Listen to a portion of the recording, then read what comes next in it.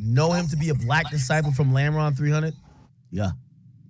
How did you find out he was a black disciple from Lamron 300? So I went to jail. When I came home from jail, he was around. He was at our meetings. He was shaking up Lamron. He was at all our parties. I mean, he hung around. And when you say he was shaking up Lamron, what does that mean? Are you referring to a handshake that he was doing? Yeah. Do you have any gang-related tattoos? Yeah. What kind and what do they say? I got 2 for 14. Me, BDN. OTF Jim is telling every fucking thing, ain't he? I've got 300. I've got Lamron 300. I've got OTF. You have 300. Is that considered to be Lamron? Yes. Do black disciples have hand signs? Are you saying, do we have gang signs? Yes. Yes. Okay. He telling it all. All right.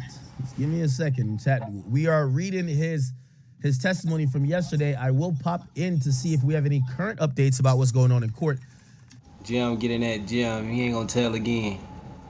It's gonna be lengthy with me reading the actual testimony because there was a couple hours he was on the stand. Him and his best friends, Rad 100. We didn't get lost or left behind by reading. OTF Jim going for Wilt Chamberlain numbers. He dropping 100 today. What is going on today? So let me just see if there's any updates. I do know that Trap Lord Ross, it's been a bunch of drama with him. Jim's get that Jim, gave him 50 years, ain't got an ass again. He says he's getting threatened with violence if he doesn't change. Jim dropping a triple-double yesterday on Durk head in court. They court. will come to his house and hurt him if he doesn't start being positive, despite what he's hearing in court. So people hate free speech, it seems. He then continued by saying, as easy as it would be, I can't stop now. I might be the only person telling the truth out here. Says Kanye just came to Durk's trial, refused to stand. I said if Durk loses, everybody who ratted on him gonna be in a pack.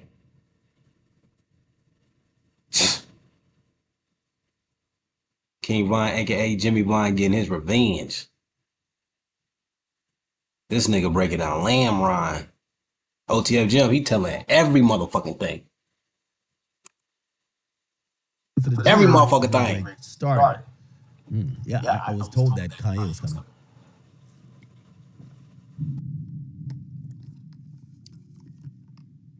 Yeah. Jam claimed he called Durk. After returning to Chicago after Pop's murder. He was mad he got dragged into this beef.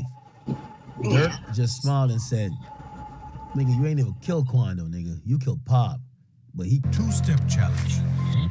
Practice without risk. He's a goofy ass. He didn't even kill the person I want you to kill. Fuck you upset about? You ain't even put in the work I want you to put in. Fuck is you mad for? You killed Pop. Durk on some, damn, bro, like, nigga, you really sent me up the river to go kill this nigga, bro? Like, what's up with you? He's basically, so Jam is saying, remember the story goes, Jam never knew Von like that. But Jam would do anything for Durk. But I guess Jam is realizing, like, what the fuck? This shit's on the news, this and third. He's like looking at like Durk, like, yo, bro, why you gonna bring me in this beef when like this is some y'all niggas doing internet shit? Y'all should have knew he was gonna tell off the rip right there when he got the second guessing. Right? Jam claimed that right after the murder of Pop, all the killers were in the car on FaceTime with Durk. And he asked, did someone get hit? How many times and who did what? Oh, shit. Basically, Smirkio was taking stock of who his real shooters were. So many, Jam saw the cops. Jam saw the cops as soon as he walked into In-N-Out after the murder. The cops sized him up. He thought about the fact he was... Bro, how the fuck Jam was wearing a wire this whole time, but he out here doing a hit on Lil Pop, whatever his name is, and Quando Rondo. But he wired up this whole time doing a hit. That shit sound crazy. Still wearing the shoes from the murder. Many jurors and public are in awe of Kanye walking into the courtroom. It seemed like a big distraction from the very serious testimony taking place. Kanye was in that bitch. From what I'm hearing, Durk is kind of inviting public support on this stuff. I'm not gonna lie. They're saying Durk he's not opposed to public support. But what Traplo Ross is saying, it's distracting when Kanye walks into the fucking courtroom. The fuck Kanye West doing there? We're gonna take a break. He has completed. Unless somebody name is Kanye West. All the events of the murder of Pop. The fuck Kanye West doing in the courtroom full of dirt? Okay. All right. By the way, let me just run through any of their early morning videos, and then we're gonna get back to reading from yesterday. Again, we get the around 10 o'clock my time, which is about 8 o'clock LA time. That's when we get the daily transcript. Okay, here we go. All right, so I'm back here. I'm back outside the courthouse. You know what's going on, man. We're back the here. Harry Potter drill. This is day 6, I believe. But what's truly crazy is OTF Jam was on the stand at the end of the day yesterday. He's going to be continuing his testimony today. It's going to be crazy. Now, obviously, you saw me getting mobbed by Durk fans yesterday. I'm not going to lie. There's been a lot of weird stuff going on. I'm getting all types of DMs, all types of people threatening me, saying they're going to drop the low. Bro, you know where I'm at every single day, bro. I'm not scared of you guys. But he said, you know where I'm at, bitch. I'm 10 toes. Y'all know exactly where I be at. Pull up. Y'all hear what the fuck Ross said? At the end of the day, it is absolutely crazy. Everybody's trying to no suppress security. free speech. I wonder if anybody's got a lie on me again today. All of these guys acting like they're tough, big free Durk, but I think some of you guys are snitching. You're over here talking to the courthouse staff, talking about he's wearing meta glasses. No, I'm not. Ain't nothing meta about these glasses at all. It's cap. You guys are snitches and you guys are liars, bro. And OTF Jam is up there, you know, doing his thing, informing on Durk. And you've got people in the courthouse that are literally trying to tell on me. It is absolutely insane. It's insane. And look, I just want to remind everybody, bro, I'm a civilian. Yeah, I'm out here. I've got security. People are keeping me safe. But at the end of the day, bro, if you're really that much of a crash out, that you want to threaten me, you want to come and hurt me, you want to come and try and intimidate me on court. Ross, I ain't gonna look like they got a hold of you. Look like they strangled you. Look at your collar. Look like they done snatched your collar up, bro. They done grabbed you by the neck. Get the fuck out of there, bro. House grounds on a federal building, bro. You might meet Durk. You might be in there with Durk very soon, bro. And I'm a civilian, bro. I'm not trying to say anything other than if you really out here threatening me, if you threatening to commit crime on federal grounds, bro. I'm probably, you know what I'm saying? I'm probably gonna work with whoever I got to work with to make sure that you go and meet Durk. You're going to be meeting Durk soon if that's really how you want to go about it. But, you know, it's super disappointing to see how kind of Durk's team have been moving, how other people have been moving. But at the end of the day, nobody is going to stop me. I'm going to keep telling the truth. I'm not going to change my stories. I'm not going to water it down because all the free Durk fans are salty. Everybody that was in the courtroom saw what went down. NBA trap lord. On the free Durk side of this is scrambling to try and find a way. How can we try and clean this up for Durk? How can we make Jam snitching on Durk and giving the most intense negative information, literally pointing at Durk, saying that he was involved in this murder? The Durk fans are in shambles, and I'm just keeping it real with you guys. If Brian Steele takes the stand, takes the podium and starts cooking Jam and turns things around, I will tell you that. I'll be the first to tell you that. Everybody was on to me saying, you lied yesterday, you lied. No, I didn't. The prosecution made a certain angle, which I broadcasted, and then Dee Dee's lawyer clapped back, set the record straight, and I broadcasted that too. People want to cherry pick, so everybody that was on to me yesterday talk about you lying, you lying. I need to see posts from all of you about Brian Steele lying. Brian Steele said that Quando Rondo dropped a song saying that he anointed Lil Tim as King Tim after King Von died. Lie. Cap. None of you are going to call out Brian Steele for lying. Brian Steele out here calling King Von K. Von Bennett. Nobody going to talk about that? Oh, okay, nobody going to talk about that. And he kept saying that King Von was murdered. King Von was not murdered. He was killed in a self-defense situation. That is a fact, all right? So it's crickets for the Brian Steele lies. But for me, when I report something that then changes and I'll update you guys, nothing. All right, so I'm back here. I'm back outside. Okay, let me just see what else, you know, from Sadie Nash and everything.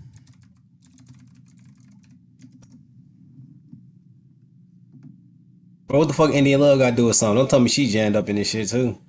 What the fuck India Love do? Jam on a stand. Here we go. Making snitching great again. Through because, like I say, I got this posted right now. We just literally, and I know y'all don't care about this, but this is me really working for y'all. So I got 3 phones that basically posting this shit. So OTF Jim says money for hire was people yelling out prices for Quando Rondo.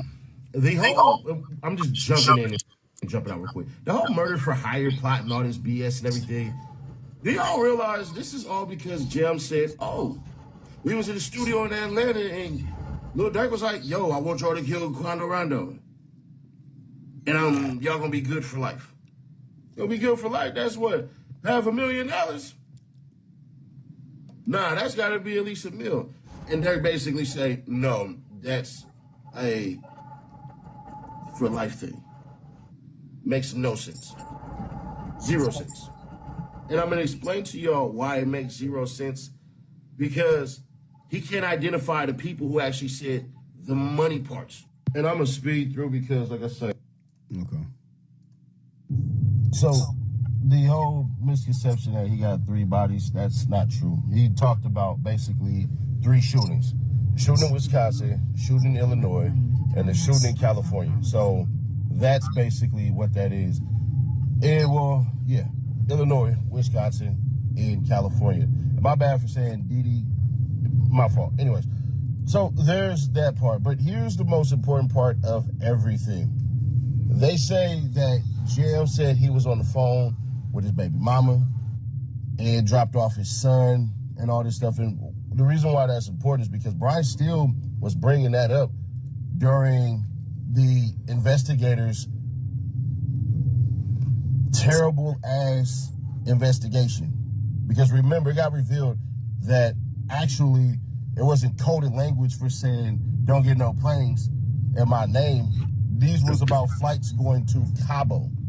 So the feds don't have him on the don't book no flights in my name stuff. If I'm in the jury, they didn't actually define any of that crap, in my opinion. If you say, nah, that's different, then that's what's up.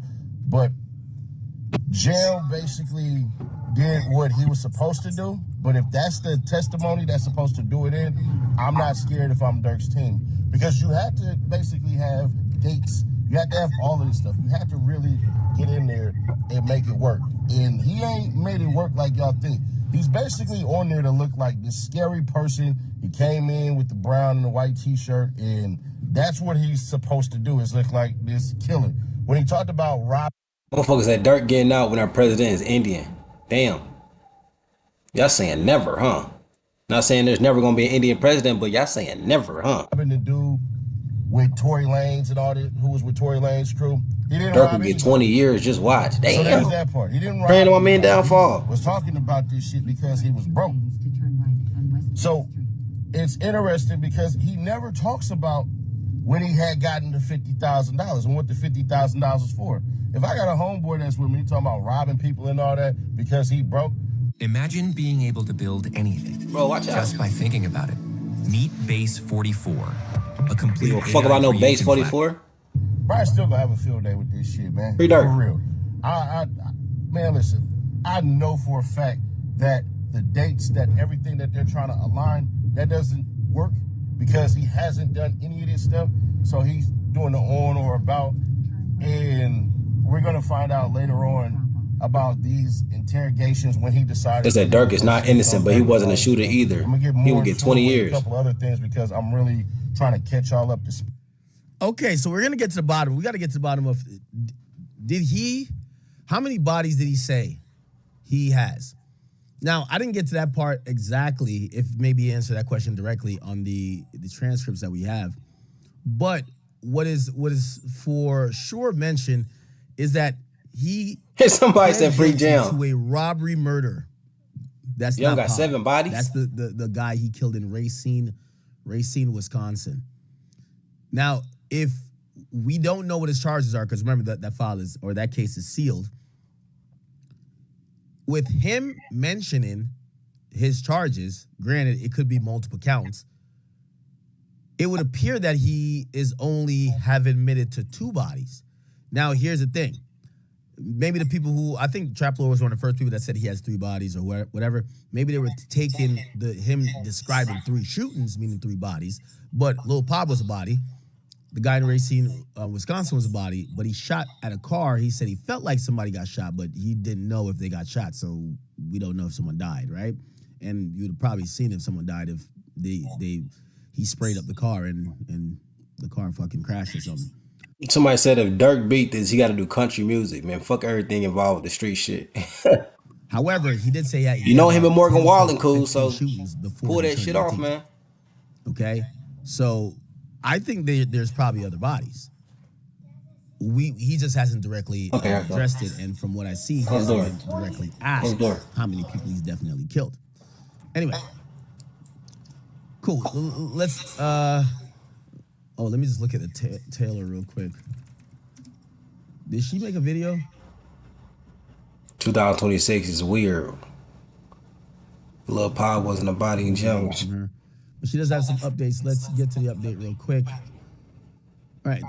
Somebody said Lindsay was on gold. Wednesday, Keep Lindsay ass in there. OTF Jam, aka Jammy the Bull, is described the white Infiniti and the white BMW following Quando Rondo's black Escalade around LA, including the Litco dispensary, a clothing store in Beverly Hills, and finally the gas station located adjacent to Beverly Center. Jammy the Bull had repeated many times that he did not know LA and cannot testify to the areas the car drove through. Says, I didn't even know what the Beverly Center was until my attorney told me. Jammy the Bull said he recalled not feeling good, like there was no consistent plan, and he was calling Dee Dee, Jam real name is Hester? trying to get him to call it off. So Jammy's now trying to flip it on Dee Dee. Remember, Dee Dee was like, Dee Dee's defense is... Jam trying to flip that shit on everybody. Jam ain't even getting out, is he? That motherfucker in there doing life himself. He said, bitch, if I gotta go down, bro, everybody going down with me. If I ain't about to see the light again, bitch, everybody coming with me. I don't give a fuck. And my lady gone too? Y'all done killed my lady, bro. If I gotta stay in this bitch, y'all coming with me, bro. They better hope they're not in the same place. I ain't want to be there. That's why I don't have a gun. I don't have a mask. Also, you know what Jamie said? What Jamie say? Yo, Dee Dee, of course, wanted to be there. Matter of fact, the day before, he took the gun out of my hands. Which is ironic because he comes back around on that same sentiment. He said, yeah, he took the gun out of my hands when he saw Quando, but there was cops that drove up and down the street. He said, oh, man, I could kill him right here. He said Dee Dee had the gun in his hand, pointing it through the window. But then the next day, Dee Dee passes him the gun. Somebody said India love the third shooter. Y'all need to stop that. Lindsay Clancy was the shooter. She definitely was, wasn't she? And says, yo, bro, I'm rusty. You go handle that. I did a video on Lindsay Clancy. These motherfuckers GoFundMe her $1 million because they think she really that mentally ill for killing all 3 of her kids. Leave that bitch in there. Okay. So Jamie's testimony is that, I try to call it off. Okay, which is the inverse of what Dee Dee's testimony is. He said at the time of shooting, Jamie described Lindsay, which is brown eyes, jumping out of the stolen Infiniti, which he called a hot car, and Lindsay moved quickly. Who the fuck is Lindsay, bro? Who the fuck is Lindsay? Not for real. Is that the Vonnie dude? He attempted to catch up and was expecting to take shots closer to Quando. However, he testified he was thrown off by how quickly Lindsay began firing. Who the fuck is Lindsay? That is an important fact, chat. You basically hear what he's trying to say. So, OTF Jam, I don't know if the jury's gonna catch this. OTF Jam is a bona fide killer. He said he ain't like the fact that they were shooting from like 15 feet away. He wanted to walk down that nigga Quando Rondo. So, but he said Lindsay was fast. He's a skinnier dude. He's fast. And when he ran over there, he just started shooting already. So, of course, Jam's not going to go in front of the bullet to walk the nigga down. So, Jam just started shooting too. Jam trying to walk some shit down with a wire on. He wanted the motherfucking feds to know, bitch, I'm shooting shit. He walking shit down with wires on, huh? OTF Jam like that? But he's saying that he wanted to take shots closer to Quando. He wanted to give him, I'm guessing Lindsay is Vonnie. Free Jam, free Vonnie. They doing the Lord work. He was testifying he was thrown off by how quickly Lindsay was. Lindsay is brown eyes. Lindsay wanted that money. Is the third person that's on trial. Lindsay's brown eyes. So you have Durk, Dee Dee, and Lindsay. They're the 3 defendants. Lindsay's one of the shooters. The 3 shooters is Lindsay, brown eyes. No. Lindsay is brown eyes. Lindsay, Jam, and Keith Jones. Who the fuck is Lindsay? Vonnie? There's too many motherfuckers snitching. I can't even keep up. Yeah. Jam was he said he wanted to take shots closer to Rondo. Jam testified that the group left the Infinity following the shooting before getting back in the black Escalade. OTF Jim is telling it all, ain't Getting he? into a black Escalade. He don't which give a he fuck. says he doesn't remember doing. What? He doesn't remember getting into the black Escalade and then going in and out. He also testified that an officer there made him nervous. OTF Jim is ratting that shit out, boy. Lil Durk and Jam appeared to stare at each other from across the room before the trial started. I could only see Jam's face, which appeared very serious. He then looked down until court began. Oh, man. He got his head down, chat. Federal nightmares. The defense asked for a monitor to be moved before the testimony began so they could see Jam's face. Can you imagine your man's up there telling on you, though? Durk staring at Jam from across You the know how room. hard it is to look at your man's? He don't stand telling on you? And you done paid this motherfucker hundreds of thousands of dollars? Durk staring at Jim across the room. Man. I'd be shitty. My man done told on me. I done gave you some bands. Okay. You ratting on me on the stand? Kanye stared me down. What the fuck? What the fuck is Kanye West doing there? Focus. Yo, I feel like Trap Lord is like a part of the trial now. Like, what's going on with him is as much a part of the case as everything else. Anyway, let me look at this guy's thing. Kanye West been there at the in the court, bro. Throw me off. That shit wild. They said Brian still finna cook.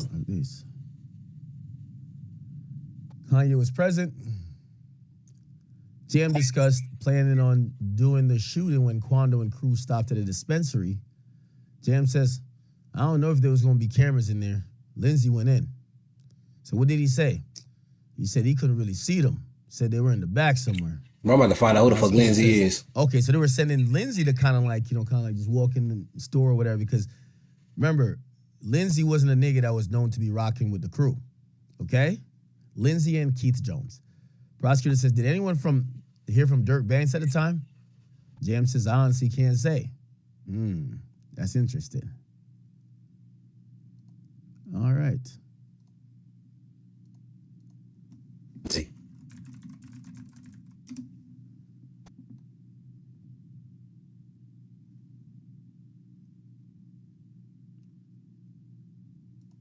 Can you imagine getting your ass whooped in the middle of the street? Look at Kanye West, bro. The motherfucker trying to kill you. Kanye West, pull it up to the So now you Durk taking a trial. Shout out to lose-lose? Kanye West. Damn, Quando Rondo. Did Kanye say? Oh, somebody said don't talk to him. And this motherfucker just walk around with no security. The fuck is Kanye West doing, bro? Look at Kanye West, bro. Oh, I guess this is security. Security's gonna say don't talk to him. Kanye West, pull it up to the Durk trial. Shout out to Kanye West. Why is the security so far from him? AI agents. Well, hey, don't be scared. Nah, that ain't the Here's question. how Monday.com The question makes agents is, clear, easy, and user-friendly. First, why bro got the same hairstyle Michael Jackson had when he got his shit burnt Shout at out to Kanye West. that Pepsi commercial? Kanye. The system broken, the schools closed, the prisons open. Y'all know when Michael Jackson was doing that Pepsi commercial and shit, and then the thing sparked and lit his shit on fire because he had all that grease on his motherfucking hair? That's the hairstyle he got. He rocking the Michael Jackson burn Pepsi 6. The Michael Jackson grease burn. That's what he rock. He rocking that. Hell nah. Who's that? Who is this? Look at Kanye West, bro. Kanye West, pull it up to the Durk trial. Shout out to Kanye West. You guys could at least zoomed in. If you want to be a What's up, fan it's your boy, outside. Lil Nas, day 6 at the Lil Durk trial. Clearly, OTF Jam is still on the stand, dropping a dime. A part of the defense theory is that Durk had nothing to do with co-conspiring against Quando Rondo on August 19, 2022. They had OTF Jam to testify that Durk would communicate via apps that you can delete messages on and Apple FaceTime because it's not recorded and the feds cannot track it. And the majority times when OTF Jam actually spoke to Durk and when the OTF boys spoke to each other, it was on FaceTime, no recording. So he's sitting there dropping all these dimes. OTF Jam even went as far as saying that I guess He everybody tried a to call journalist, out the huh? hit, saying that he texted Diddy to call out the hit because he was scared of Durk's reaction. I'm like, whatever happened to the guy that committed all these armed robberies? This hitter, this tough guy. That nigga up there singing like a bird, acting like he's a saint. Talking about he didn't want to hit Quando and them because they was by a school in a Catholic church. Since we ain't God matter to you, boy, you the devil. Bro, the defense has a mountain to climb. And they say, had the faith of a mustard seed. What's up, Bishop Boy Tonight, day 6. Yeah, that's interesting. Okay. Everybody got to be journalists try to get outside the through this really courtroom. They ain't even letting y'all in there. Only person that allowed in They there showed an is exhibit. Ross. This is yesterday, by the way. I'm doing a reading of the testimony of Jam from yesterday afternoon, okay? Please bear with me. They not even letting you Again, niggas we in had the a lot court. of people tell us what was in the testimony of Jam from They yesterday. say y'all not trap but lord. We're not it's letting y'all only in. right that you guys hear it verbatim, right? So that's why I'm doing a reading. Okay, so they showed me an exhibit. So who's the people? Somebody said that boy Mariah Carey singing. You seen the gang signs here? Yeah. What do you see? Durk dropping the waz. And this is a hand in the corner that looks like he's slamming the rakes.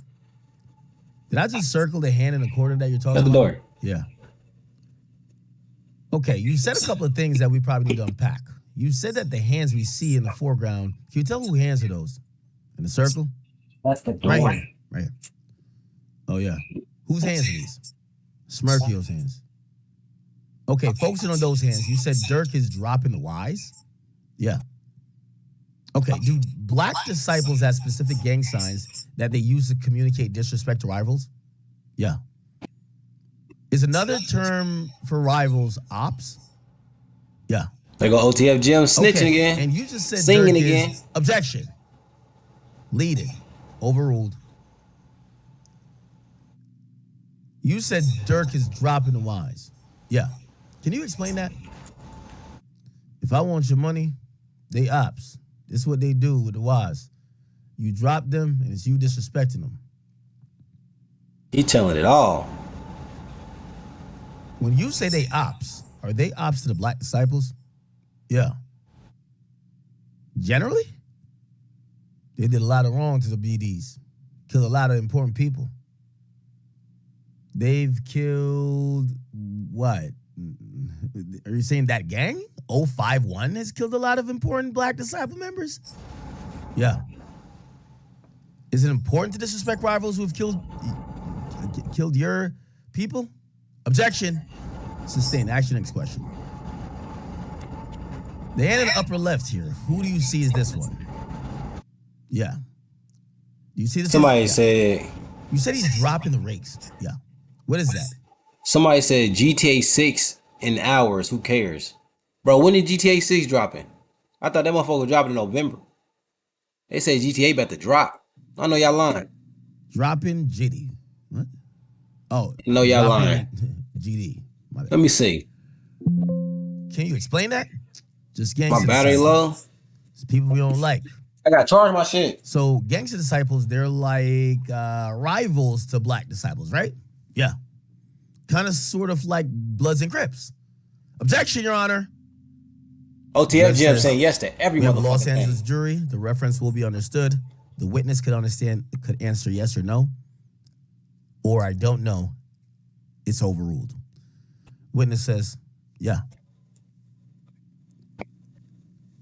Okay, I want to show you another exhibit. You ain't gotta ask a question. OTF Jim go say Exhibit yeah. 156. It's submitted. Yeah. I want to run this exhibit for you a couple times, then we're going to pause it. All right? All right, pause at 11 seconds. OTF Jim, yes. First of all, do you That motherfucker recognize get the fucked. He saying location yes. here, the corner of 59th and Princeton? Yeah, that's Tay-Town. Is that a significant location for black disciples? Yeah. You say Tay-Town. Is that a block or a fashion within the BDs like Lamron? Yeah. Okay, when we ran the video, did you see any gang signs being thrown? NBA Jim snitching on the whole Chicago. Okay, so what is Mr. Banks doing with his hands? Let me see it again. He's just throwing up OTF. Do you see anybody here throwing up King Von? I see people dropping GD. I see people dropping Wise.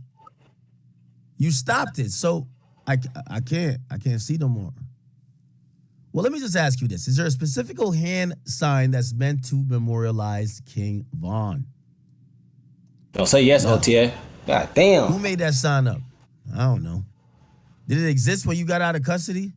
Yeah. Did you learn from OTF members? Yeah. Yeah. Is it common for gang members to create gang signs to memorialize significant gang members who have died? Yeah. Relevance, overruled. You gonna say yes anyways? Yeah. Are you familiar with, you mentioned OTF already, right? It's that NBA Jam. He on Yeah. fire. What does OTF stand for? Only the family. When is the first time you've heard that term?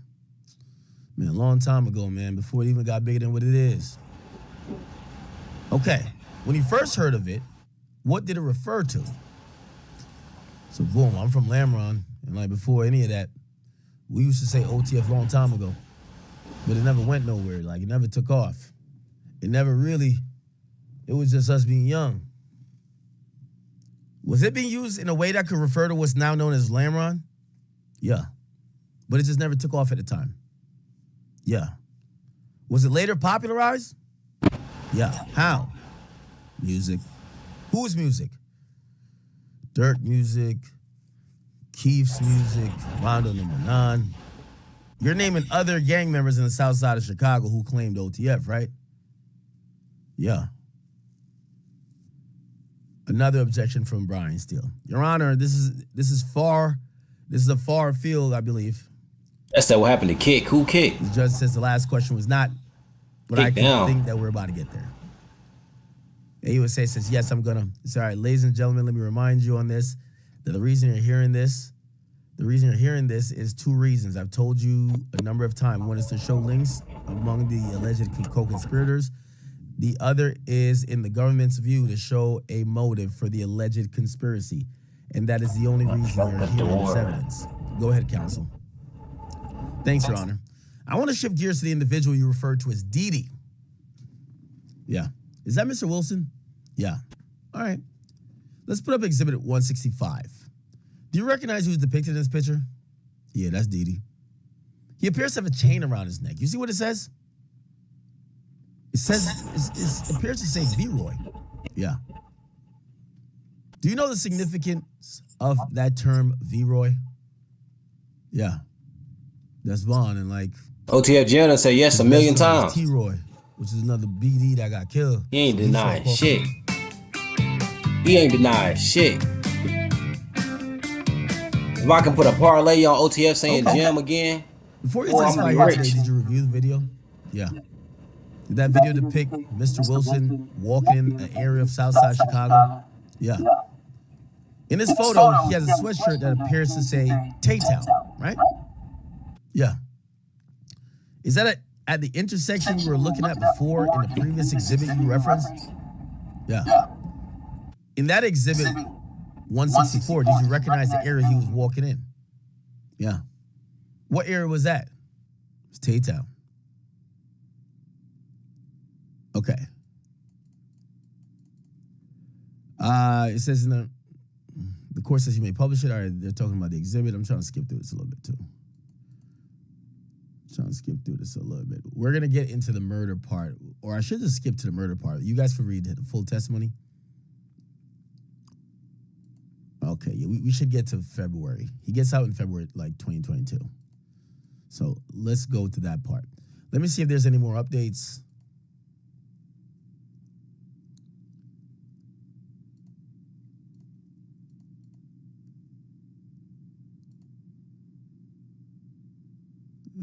Okay. By the way, this was India getting out today. Good morning, everyone. Good morning, India. You look great.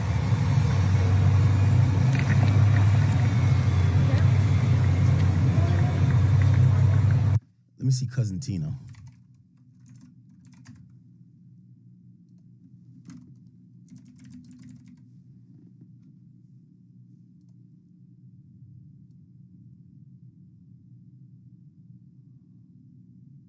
Wait, what happened?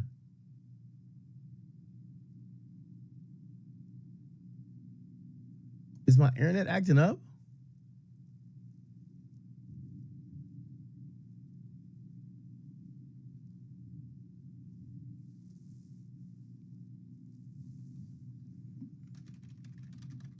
Chat, is the stream down?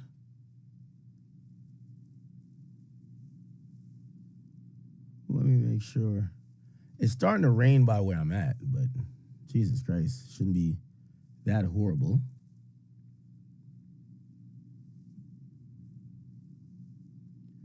It should normalize in a second. If you guys, if it's muted for anyone in the chat, just tell them to refresh.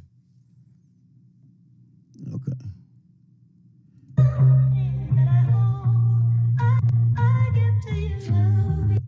This path I don't recommend. Okay.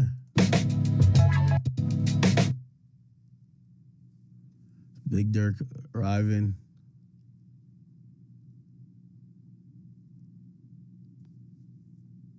Tito here, we here, day 6 of Lil Durk trial, man. This thing is moving, day 6 already. FBI Jam is on the stand still today. He telling everything, bro. He telling everybody secrets, his own secrets. He telling all the BDs secrets. I'm telling y'all, BDs, all y'all BDs and Lamron 300 people, y'all better be careful, because he up in here telling some stuff, man. It's looking like some Rico's coming soon. But today is day 6. We gonna see what happens today. Yesterday, I wasn't able to see some of the ending of the last part, but I was told that Jam was up there trying to basically connect Duty Low to this whole situation by saying that he's the one who got the drop, allegedly from like some person who worked at the weed dispensary. The weed dispensary person hit him up and let him know that Quando Rondo and his people was coming through. So, hey, it's about to get real interesting today. It's a lot of snitching going on. It's so much snitching going on. I feel like everything I'm doing now is snitching because he got my spirit feeling like I'm talking too much. What's up, world, man? It is Cousin T.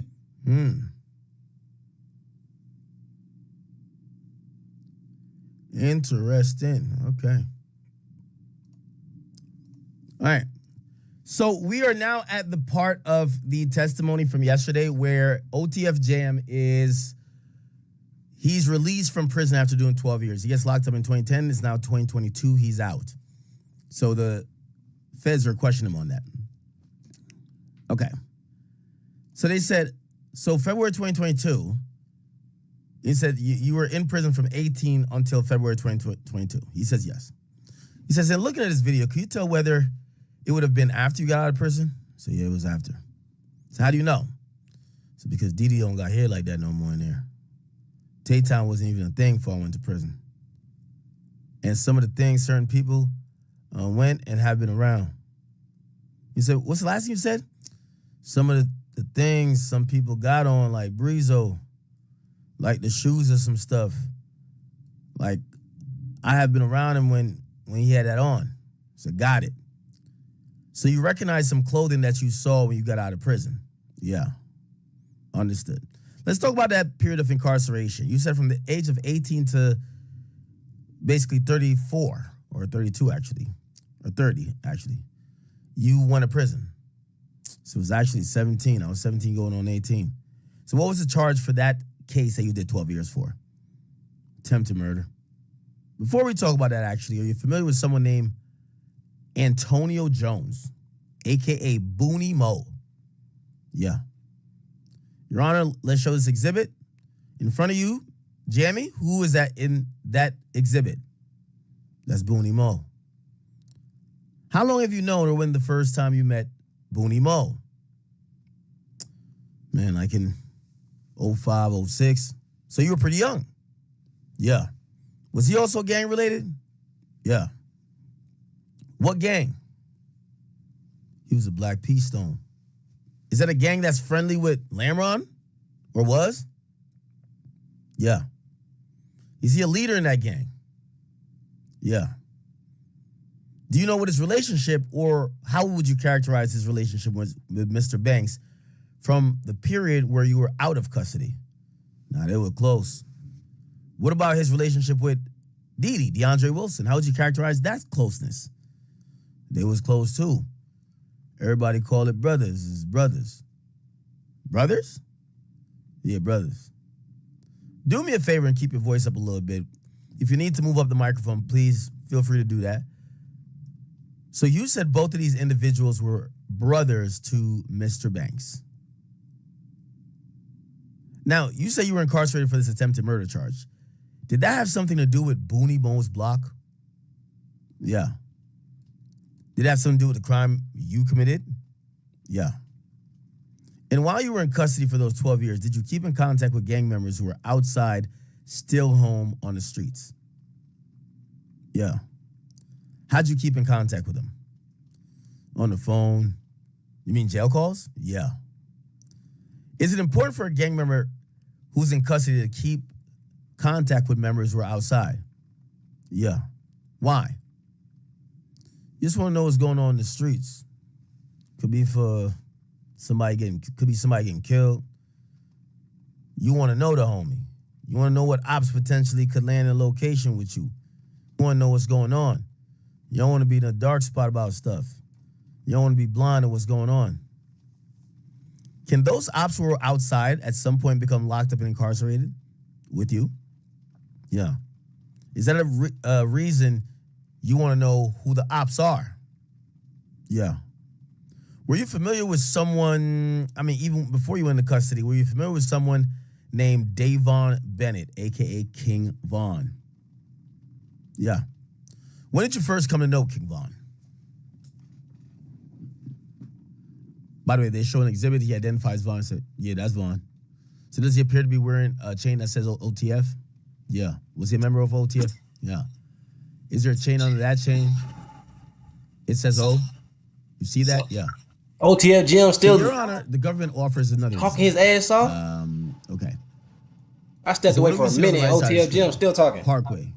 Do you mean Parkway Gardens? Yeah. Is that otherwise known as O Block? Yeah. Is They that say yes 1,000 times. Clique within the Black Disciples? Yeah, it is. Well, did you know King Von to be a Black disciple in the clique of O Block? Yeah. I want to talk to you about how you first knew him, when you first met him before you went into custody on the attempted murder charge. So you knew King Von for a long time ago. Yeah, my boy beating this. Yeah, a long time ago. What was the context of those interactions? Really nothing. I just knew he was. More because it was sister to him. But I knew he was. I knew of him. Were you trying to talk to King Von's sister at the time? Yeah. Okay. And then you ended up going to prison? Yeah. Before you went to prison, was King Von a BD from O Block? Yeah. Was he a prominent member or just kind of any old member? Just any. He was just one of the shorties. He be with T-Roy. Be with T-Roy now. When you mean shorties, do you mean younger gang members? Yeah. When you say T-Roy, is that an individual that you indicated King Von got the name from? Yeah. And while you were in custody for a 12-year stretch, did you... They asking questions they already know. Yeah. Could you tell us about that? So when I was in Monera prison, I was around one of the guys. Somebody said JAM stand for Just Ask Me. That boy telling his ass off. Yeah. He ain't really in the same gang as me, but somebody that we all know, his name is Boona. Boona was calling Von on the phone, like talking to Von. And he came in one day and said, man, Von said, why you ain't called his phone? He hit him up. He said he gave you the number. So you got a message that King Von wanted to talk to you. FBI Jam. Yeah. Did you end up talking to him while you were in custody? Yeah. Okay. At that point while you were there and you were in custody talking to him, can you approximate what year that was?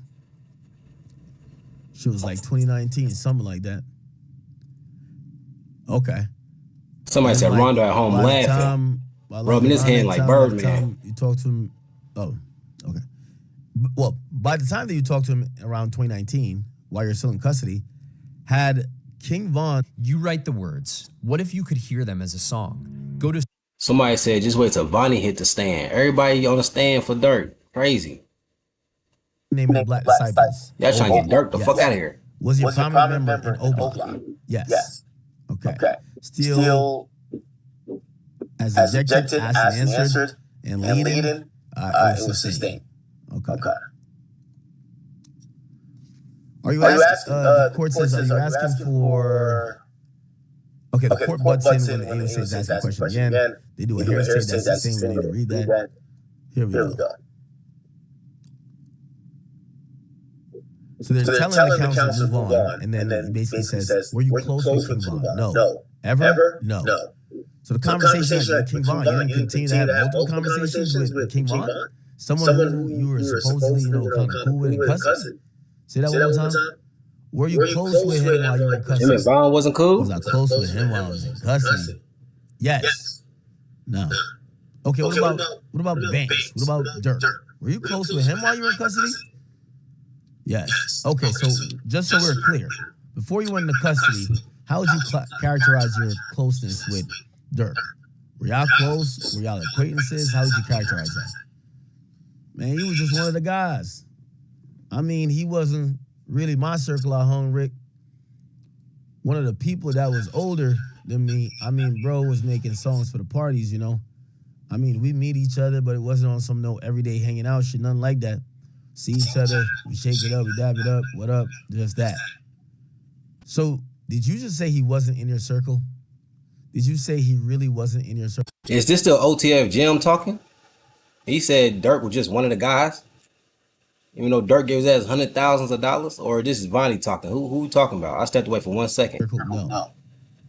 Is that what you said? He wasn't in your circle? Yes. Okay, that was confusing.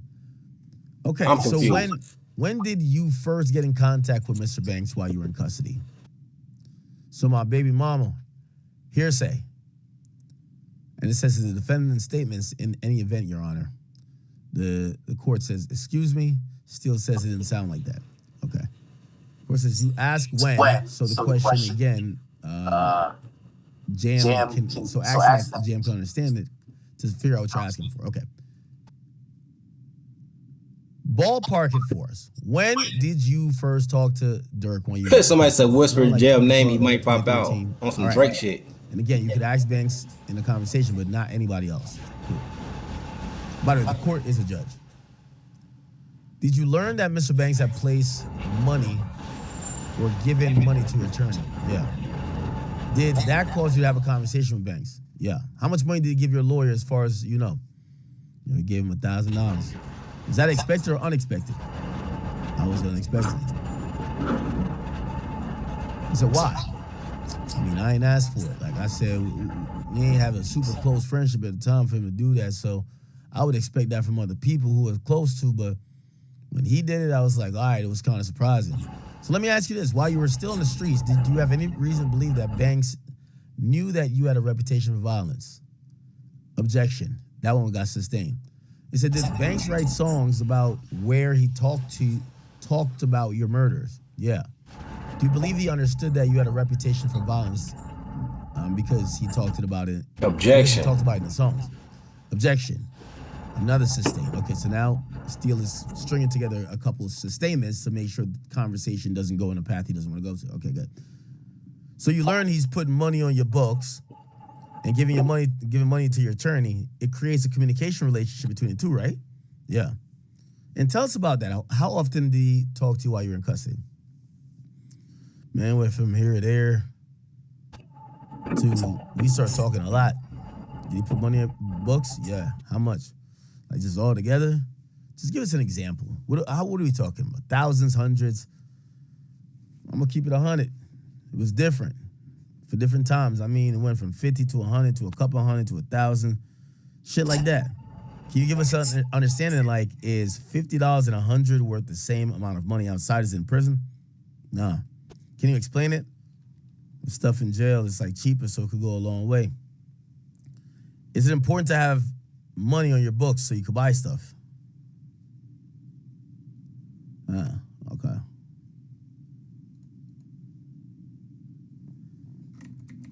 All right, we're still not even at the, this testimony is kind of long. I can't even lie. That's long. Yeah, it's long than a bitch. Let's catch back up in court. They did take a break. It's starting to rain over here by me, Chad. I'm not gonna lie. It said Jim about to have the whole Chicago in the gym. Okay, we do have this is from today. Okay, remember? Blackshire says Jam says we just sitting here like this shit gonna look suspicious, so we pulled off. I think this is when they tried to kill Quando at the dispensary. Remember they were following Quando around. He stops at the dispensary. Jam says, this is when we start having second thoughts. Jam says, I started saying, this shit don't feel right. We trying to scramble to do some shit. There ain't no real plan. Prosecutor says, what do you mean, no real plan? What could go wrong? Jam says, police interference. They scared Flocka and them is scared. They too jittery. Jam says he wanted Didi to call it off. They tried to knock Quando Rondo off a couple of times, Jam didn't refers they? to Durk as blood during this testimony. The prosecutor said, what's the difference between your relationship with Blood and Didi? Jam says they had a relationship with each other in the streets. We didn't before I went to prison. Jam says, you don't get in the way of someone trying to kill somebody where I'm from. They'll get you killed. They pay for my flight. I don't even know how to book a flight. Story said Jam stand for justifying all murders.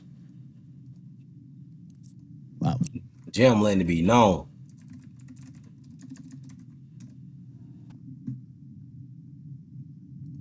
Wow. It's going down, chat. All right. Let me get back to, all right. I want to skip through this a little bit. Okay, so he's describing how Durk was giving him money, right? So witnesses, they're saying, how did he put money on your, do you know if Durk was putting money on your books personally? Like, how was he giving you money? Objection, overruled. He was having somebody else do it. He did it himself a few times, but mainly he did it through Jason. Is Jason Smith? Yeah. How do you know Jason Smith was involved with putting money in your books? Because when you get Western Union slip through the mail, they got the person's name on it. And like the other times, I was just calling to ask for money, and Durk would tell me, call Jason. Tell Jason to do it. Tell him I said do it. Would you tell Jason to do it? Or would you tell Jason or ask him for money? Yeah. Did there come a time you were in custody that you learned Mr. Banks was shouting you out in songs? Yeah. Tell me about that. The first time I was in Central Leah, other inmates, every time they would see me, they'd be like, yo, free my nigga Jam, get him out that jam. And I just didn't know what they meant by that. Because I know my name is Jam. I thought they were just saying stuff. But one of the older guys I was messing with, Key, I had bought Durk tape. And I think it was called Life Ain't a Joke or something. He had a song on there called Times, and in that song he said, that's what he said. He said, free my nigga Jam, get him out that jam. And I heard it, so that's when I realized that's where it came from. Here's the question. Is one of your nicknames Jam? Yeah, that's my only nickname. They said Jam itching to snitch. Familiar with the song by Banks called Back Again? Yeah. Your Honor, let's admit this in the court. So 395 is the audio of Back Again. So let me ask you a couple questions about these lyrics. It begins by saying, blast his ass. I don't even ask when it come to cash, they catch and blast his ass. Jam get out that jam, I gave him 50, or I give him 50, and gotta ask again. Is that referring to you? Yeah. And I give him 50, how do you understand that to be? Like 50,000, cash, money. And As a Marine, They gonna try to give Durk ass an injection, that electric the way Jam is telling, boy. Yeah. He's saying all this in front of Durk in court. I know Durk probably want to strangle his ass. They said, why do you believe that these things are referring to you? They said Jam the Chirac Say my name. demon. Ain't no other Jam. And he said he was catching murders. Not the Way Chirac back demon. then, that's when the Max was in. Max is a gun. Everybody knew I used to carry that shit. He said they were known I was They said they gonna get Durk the murders. gas chamber. When I was young before I went to prison, that was just my gun of choice. And a lot of people knew that. So that's why I felt he was talking about me. Now, would you say that while you were in custody, Banks was a particularly supportive person of you? Yeah. Can you explain it? I mean, when you go to jail, it's like you're lost. If I'm gonna be honest with you, man, to me, people forget about you. I ain't even gonna lie. He didn't. He stayed in touch with me. Smirk made sure I was straight. He changed his number. He would tell my mama and give her his new number to make sure she had it. He talked to me even when he was busy and he only had a couple minutes. He still picked up his phone. Did you appreciate that? Of course. At some point, you got out of prison, right? You said that was February 22, right? Yeah. Once you got out of prison, did you have any clothes when you first came out? Yeah. Were you given clothing? Yeah. By who? Durk bought me some shit, and Jason gave it to my mom for me. Can you explain that? I had talked to Durk on the phone, and I told him, like, yo, basically, I'm coming home with nothing. I told him, man, I ain't got no clothes. I ain't got nothing. And he's like, yes, you do. You got us. You come home with us. And I told him I needed some clothes, so I was going to have Jason go pick me up some stuff and, like, call Jason, tell Jason, get your call Jason, tell Jason your sizes. Durk was getting Jim right. And Jim trying to jam Durk up. It's kind of a tough read a bit. I'm realizing. It's not an easy read. Basically, he OTF Jim, so he ain't got nothing when he coming home. And Durk said, I got you, bro. Don't worry about that shit. I got you clothes. I got money for you. You want some food? I got you. Durk said, I got you, Jim. So they get him some clothes. All right.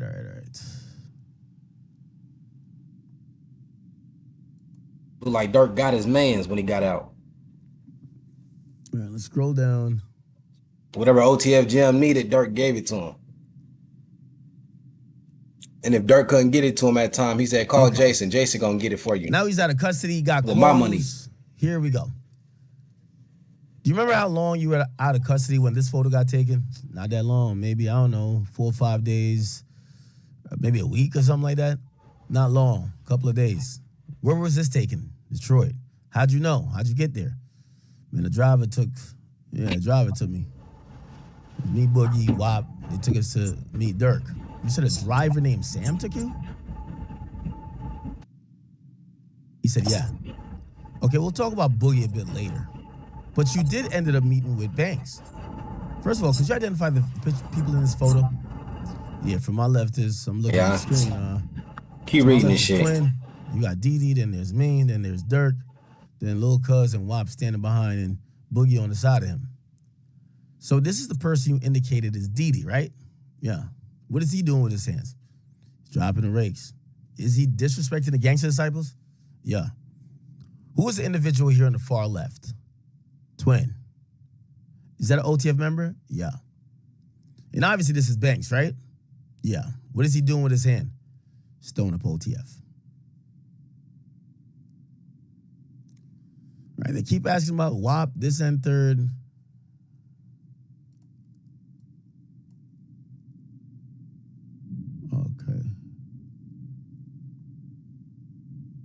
Okay, they're gonna start asking about this murder again. All right, chat, is there any other updates that we're missing, man? I don't want this to be just a read along this entire time, you know? So I'm gonna mix it up with a couple videos, etc.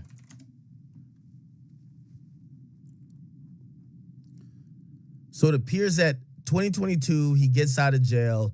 He's getting brought around the fold with a bunch of people.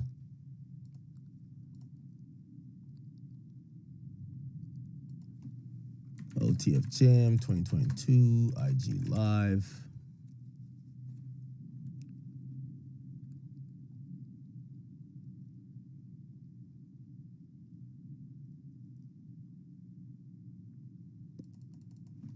Let me go to what Armand said too.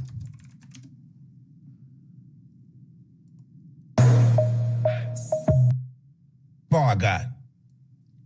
Another nigga in the gang said, no, let me give you the AK, the GAT, the Gucci, whatever the fuck, you know. Obviously, there's the sentencing. But I feel like he kind of flipped because he feels like they probably had him fucked up.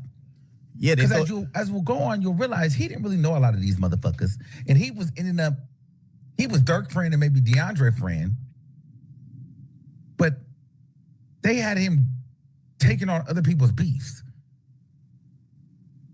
And he was just killing motherfuckers that he didn't know. And he was killing motherfuckers with motherfuckers he didn't know. For real. But we'll get into it.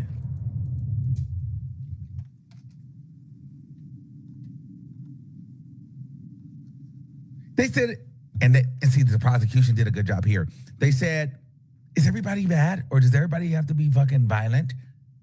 Because in my mind, I'm sure the defense would have came and said, hey, everybody in OTF or, BD or whatever the damn things are, they're not all bad people. And he said, well, no, everybody's not bad. Some of them, everybody don't kill. They're not all shooters. Some of them scam. Okay, so that's before. Hold on, let me skip. I don't know if he's been subpoenaed in any way by the defense. I don't know. But let's get into it. August 8th, 2022, Booney, I think that's Asa Houston.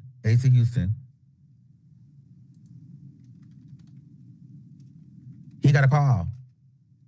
Mind you, the niggas, OTF Jam is in the car with his baby mama, and I think it's early that morning. In the car, early that morning, taking their daughter, their kid or son, daughter, dropping them off to school or practice. Little bro, we need you to get on the flight right now to LA. There's a lot going on. Didi not answering the phone. Niggas not Asa Houston is Boogie, not Boonie Mo. Answer the phone. We need you to get on a flight to LA right now. Little Durk is on the other phone. So mind you, let me give you an example. Yeah, he's about to do what I think was described in court. Trap Lord Ross said something. No, not Trap Lord Ross. Somebody else said something else, saying that no, it wasn't two phones. He basically just FaceTime and he was like, yo, look at your killers back there. Let me see.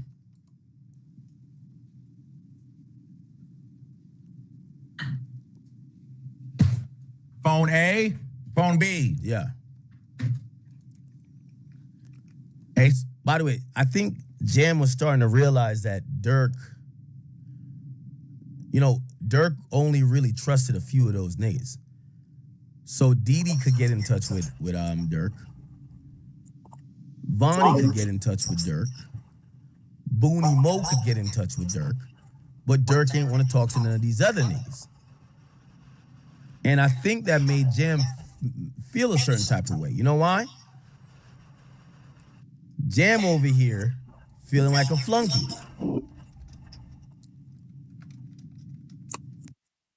Jam is feeling like a flunky because he's putting in the most amount of Stop watching this ad. Go to Wish. What? The most work? Is that what you about to say? Or someone else stuff. And he can't even holler at Durk when he wants to. Also,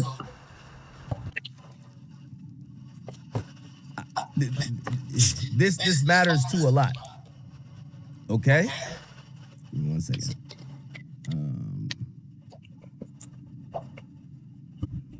Sorry. Jam, he got the most street experience. Somebody said Jam baby mama dead, parents on drugs, and the gang gave up on him. He got nothing to lose. Obviously not. He done put the most work in. And he's getting told what to do. He can't even get on the phone with Durk. Remember, he'll do anything for Durk. Durk was putting money on his books. Durk was keeping him right. Durk was sending his mom money, paying for lawyers before, or at least sends his lawyer $1,000. He'd do it for Durk. He gets on the flight. He's not getting no orders from Durk. Durk calls one time, but it's on a phone that's not the phone they even have. He's like Durk talking over there. He kind of confused about this. Also, he's getting marching orders, and this does matter. He 34. He getting marching orders from Vonnie. Vonnie is in the 20s. So if you're the big killer, that you felt you just had a relationship with Durk, you come around, Durk got you answering to the little niggas. The little niggas. Nah, we doing it like this. Jam ain't really feeling it. But Jam gonna do it, but he not feeling it. Now, if he got to Cali and Durk called his phone and be like, yo, Sound like OTF Jam a runner. Or if Durk was like, yo, pull up to the house, I gotta tell you what I need. He would have been with it, more with it. But he started feeling like something's off because he can't get a touch, he can't get a hold of Durk. OTF Jeff's a He's runner. calling the nigga. Durk is on this phone. Hey, I need you to come. We know it's a lot going on. I need you to pack up and get ready to go to LA. Durk was on the other line. Sound like OTF Jam was a peon. We need you to get there. Ain't nobody answering. Blah, blah, blah. But see, You Durk, move when I say move. Jump he when I not say on no jump type three-way shit. calls. He answering to the little homies. He not That's really crazy. telling them what's going on, but he hears in the voice that we got to move quickly. That's crazy. Then, Now, remember, and this is where Jam also start realizing they look at him as a flunky. Remember, they sent him on a drill with TTE Ted, Baby Threat. Baby Threat, when he get locked up for the gun, he crying like a schoolgirl. So you got a nigga who, he been doing this and shooting at people since 12. He's now Since 12 is crazy. in his 30s. And they got him on flunky mode because every nigga they got around him is unexperienced, but them niggas got the rank, quote unquote, because of their family members. Oh, yeah, nah, Baby Threat, that's Deeski's that's Deeski's little brother. You go on a drill with him, you realize he's a goofy. Must have act making hella sense though, huh? They tell you to come to LA. You go to LA. Smirk don't even want to talk to you. You taking orders from OTF Vonnie. They claim that he's a goofy. Damn. They claim he never really did nothing. Damn. So now, y'all riding around, you know Didi a bit, and you like, all right, Didi's a nigga he's up to par. You realize these guys is fish out of water. And this is what Jam is starting to realize, because Jam is saying, yo, I know y'all just trying to kill this nigga, but nigga, I'm a killer, nigga. I've been killing. Now we can't do it here. Now you don't do it like that. And he realizes they're rushing just to get it done. They're rushing. They just want to get it done. He's kind of scoping out the scene. Also, he don't know LA. If it was Chicago, he you know, man, you know ain't no cops come on this damn block, nigga. We good for whenever. We could pop out. It could pop out at 8 a.m. You telling me OTF Jam is some smart killers, what you telling me? We could get it lit. They're in LA, driving to different places. He even admits on the stand, he says, yo, I didn't even know what the Beverly Center was. By the way, the Beverly Center is the most prestigious mall in LA. High profile. Sound like OTF Jam was running with Trevor and Michael off he GTA. didn't even know what the hell that was. The way he talking. He didn't know what the hell that was until his lawyer told him. Basically kind of goes into the fact that he was confused. And he was a little bit like hesitant, even though he still did it. and OTF Jam hangs up and calls Durk. Durk doesn't answer the phone. Booney calls Jam and say, what's up, blood? Yeah. So Jam want to get on the phone with Durk because he probably one of those. Remember, he's getting told what to do by Goofy. By some little niggas. Like, knowing a nigga like Vonnie, you know, they say Vonnie, like, he's not a street dude like that. It sounds like Vonnie would have probably brought the mask and the gloves and then folded up the receipt and put it in his pocket, kept the receipt. You know, you got to keep it for tax purposes. That's how, so you can imagine a killer like Jam looking at like, y'all got this Goofy over here handing out masks and gloves, and then apparently he's putting a gun in everybody's hand, and Jam is looking at like, yo, what type of Goofy? Yo, where's Smirk? Let me holler at Smirk. You know, one of those, I got to go talk to the boss. Like, sometimes you got to go over to the supervisor. I got to go talk to the boss. He just talked to, Durk just kind of like, not really talked to him, but just like, all right, I see what y'all doing. He told him, this is what Durk told him. Yo, go crazy. Yo, y'all boys go crazy. But now he's just trying to get some more clarification. He called Durk phone directly. D&D, straight to voicemail. Call it again. D&D, straight to voicemail. Durk ain't answering. It sound like Dirk Newton. Booney Mo, call him. You know what that is, right? That mean Durk told Booney Mo, yo, could you hit this nigga Jam and see what he want? The fuck? Why you keep calling my phone like that? So Booney Mo hit Jam like, yo, Jam, what's good? What you need, nigga? You gotta imagine what Jam is thinking, like, yo, this is like some flunky shit they got me on. This some crash house shit. Straight dummy mission. I can't talk to Durk. I'm out here with random niggas about to do a murder. They got the Goofy passing out gloves and masks. Yo, Didi moving weird. Yo, they said Didi had the gun in his hand the day before, pointing that through the window at Quando. He said, man, I could kill him right now. He lacking. The next day, they said Didi put the gun in Jam's hand and said, I ain't gonna lie, blood. I'm rusty as hell, man. I'm rusty, gang. I'm rusty. You handle this murder. Bodie. You handle this murder. What? What you mean you rusty, nigga? It's time for you to get back in the field. Somebody said they're not random.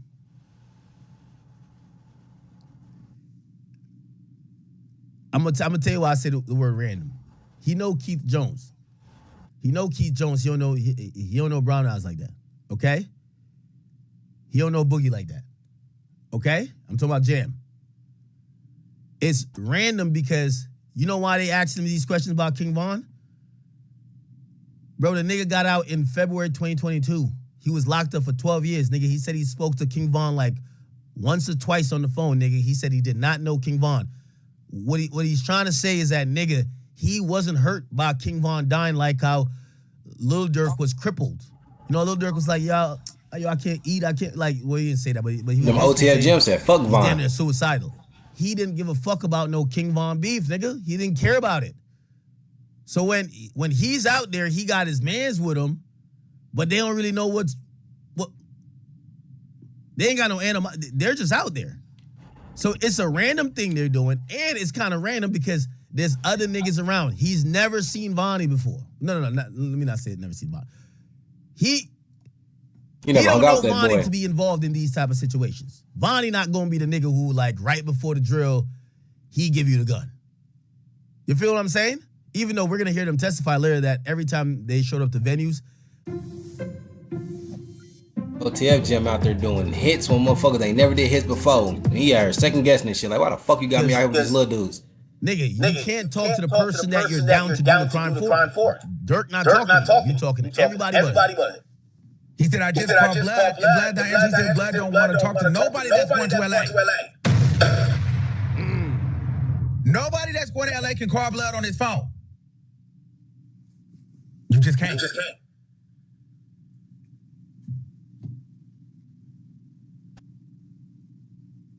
So they got to talk to Jason. Durk thought he was being smart with that. And I think he was a little bit. Yo, none of y'all call my phone right now. Some information. He sent over his cousin's information too. The cousin he fucked around was smart and stupid at the same time. Maybe smart and stupid. He sent over his cousin's information because the cousin was supposed to be traveling with him to LA to commit the murder. But the cousin was stupid and smart. And when I say stupid and smart, he was stupid because he was a grown man and he couldn't find his ID, but he was smart because he was a grown man and couldn't find his motherfucking ID. So he missed the flight. See, that's another thing too, yeah. So Jam was supposed to bring another nigga. And then that nigga was his cousin. So Jam then calls up Keith Jones. Okay? That was Malcolm. Yeah. Now, that's when he called Keith Jones. They've got the confirmation numbers, things like that. Boom. They leave right now. They said, well, did you pack a bag? No. I'm not sure if they washed their ass or brushed their teeth. He left his bitch, he left his kids, he headed straight to the airport. August 18th. They went to the airport now. They said, Blood don't want you flying straight to LA, so you gotta fly to San Diego. We're all going to San Diego. So, essentially, Asa Houston, DeAndre Wilson, Keith Jones, I feel like they found David Lindsay somewhere, and OTF Jam, they all fly to San Diego. They get in the Uber. So, this is how the recruitment goes of this joint, right? They need some shooters. By the way, in the long lore of this whole situation, y'all, they said Durk was starting to use this. One of the reasons Durk stopped being, like, he kind of drifts away from Lamron. Them Lamron niggas was not trying to be crash out hitmen for Durk. So Durk got the money, got the resources, got the clout. I bet y'all niggas don't want to. When I tell y'all a nigga got to get whacked, y'all niggas ain't trying to do it. I bet I'm gonna hang with these niggas. When he start hanging with them Tay-Town niggas, them niggas is like, it's up for anybody Smirk got smoked with. Basically, yes, man. No disrespect. Anything Smirk says goes. All right. You ever seen the shit in The Wire? Yo, who we killing, boss? That's it. Yo, who getting smoked? That's the energy Durk want. Durk don't want no niggas who be like, nah, blood, chill out. Yo, blood, like. Durk going, yes, man. Man, all right, man, y'all niggas ain't body. I'm about to hang with these niggas. These niggas gonna do whatever I need. Fuck that. Jump when I say so jump. Durk over there, them niggas is like, they ready to, like, let's go. It's go. That's what they on, right? So when Durk is over there, you know, it also kind of gets a little hot because, you know, Durk, I think Durk was always kind of like eyeing the feds, like thinking that they might be trying to peep shit. So what will happen is Durk also start using out-of-town niggas. So Durk will use these out-of-town niggas, and by the way, that kind of became a little popular in Chicago too. Like shit, I mean, I ain't gonna mention no rappers' names. There's a few rappers who apparently in Chicago, they just started doing hits, like for like on some contracted hitman shit, where like a nigga they'll go over here and go kill for these people just randomly, right? Like people just hire him to kill people. So they said supposedly Durk would just, you know, get some of the guys to get niggas out of town to go do the hits. That's how they said they I ain't gonna mention that situation. But anyway, or niggas from like different sets. You know what I mean? Like niggas not like you can't use your immediate circle to keep killing people. They're gonna be like, nigga, we seen him last night, nigga, we seen the dreads. So he would just kind of get people that was auxiliary.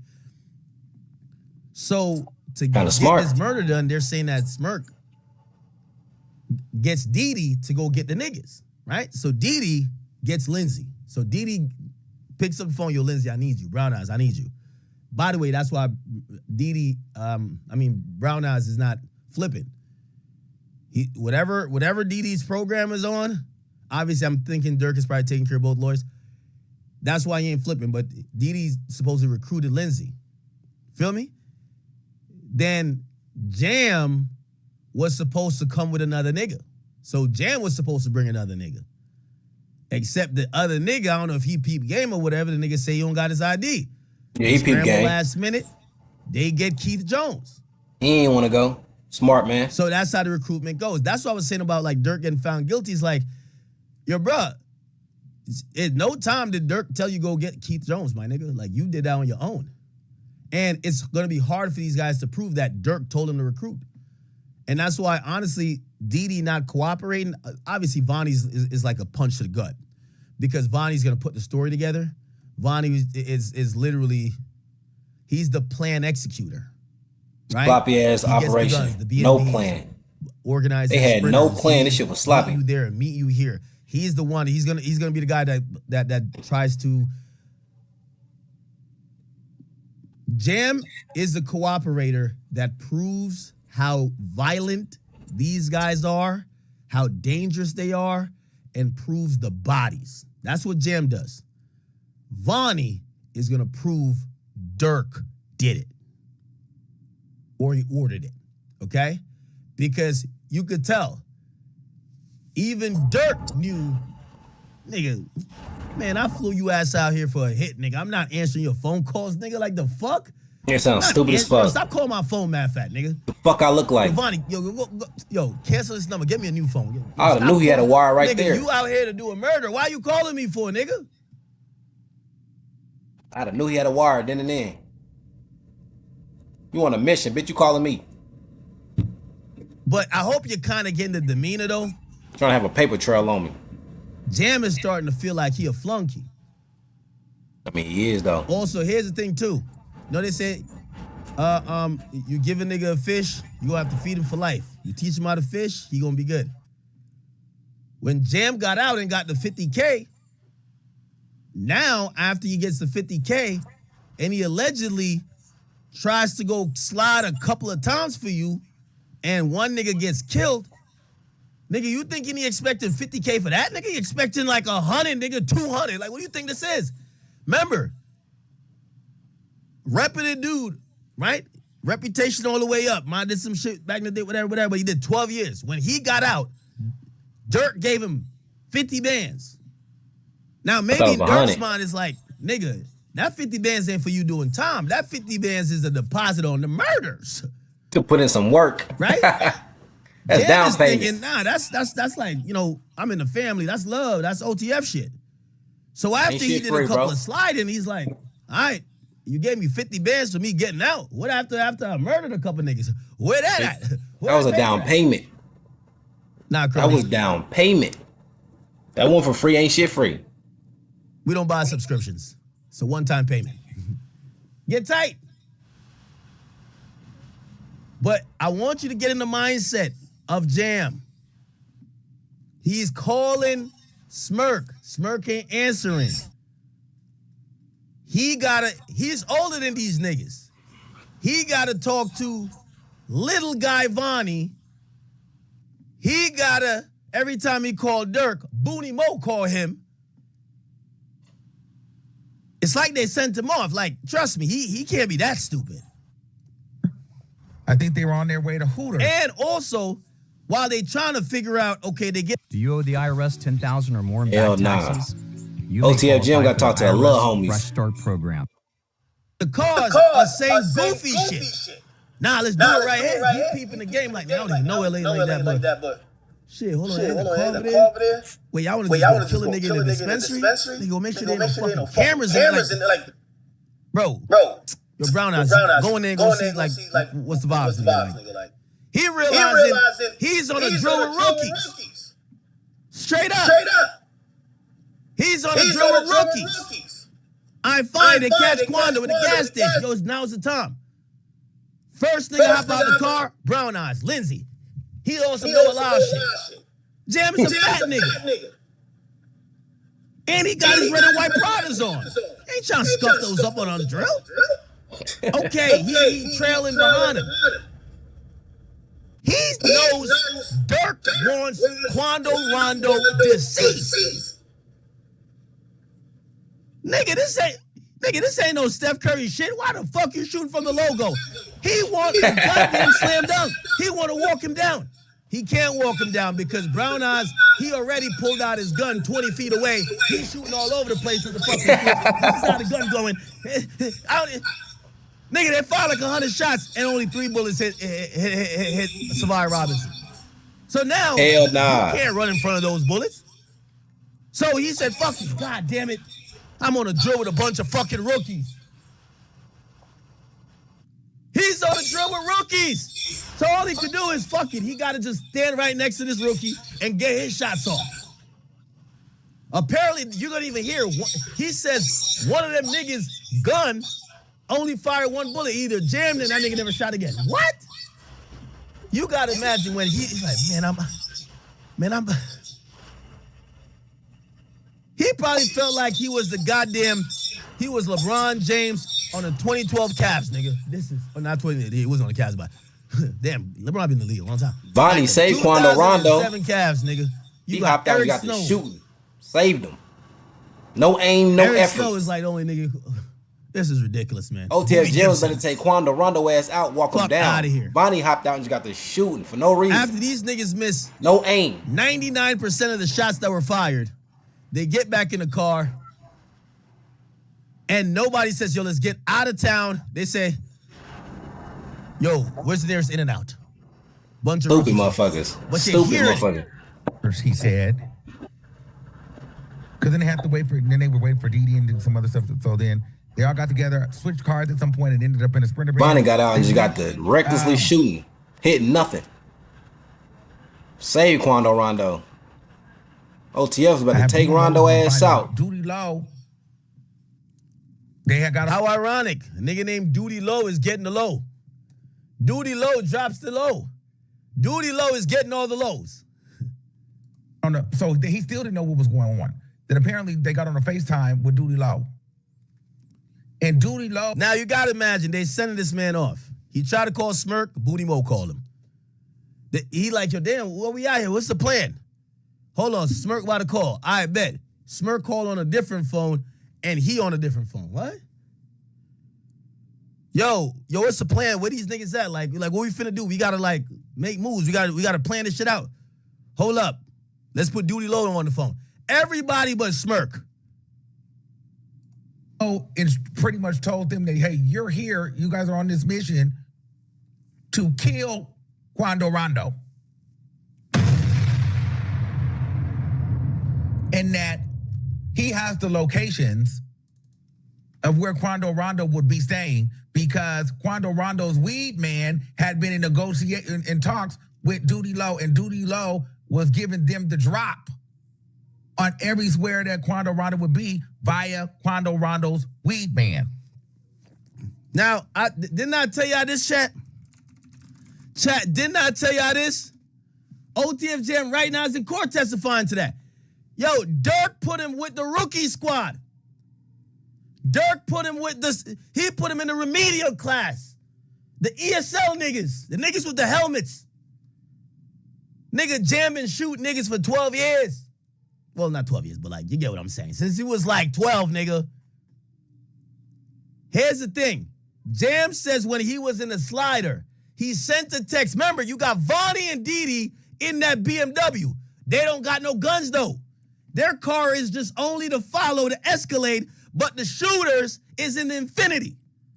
They all got the guns. They got the mask. They got the gloves. Jam sent a text to somebody in the BMW while they following Quando. They said, bruh, let's not do this shit. Yo, these bitch ass niggas is scared. He could hear their heart beating. They're panicking. He's looking at it like, I can't go on no drill with these niggas is scared of shitless.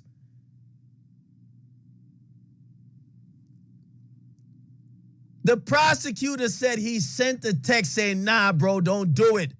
These bitch ass niggas is scared in this car. He could smell the fear. Prosecutor said, you got a text back from that? Nah. So Jam is basically saying, not only did he not have a motive to kill Quando Rondo, because he wasn't sliding for Von, like, you know, that shit don't affect him. He was locked up for all the time that Von was out and popping. He said, even though he ain't know what he was there for, when he got told he was to kill Quando, he said, you don't get in the way of somebody trying to kill somebody where I'm from. That get you killed. They pay for the flight. Nigga, I don't even know how to book a flight, nigga.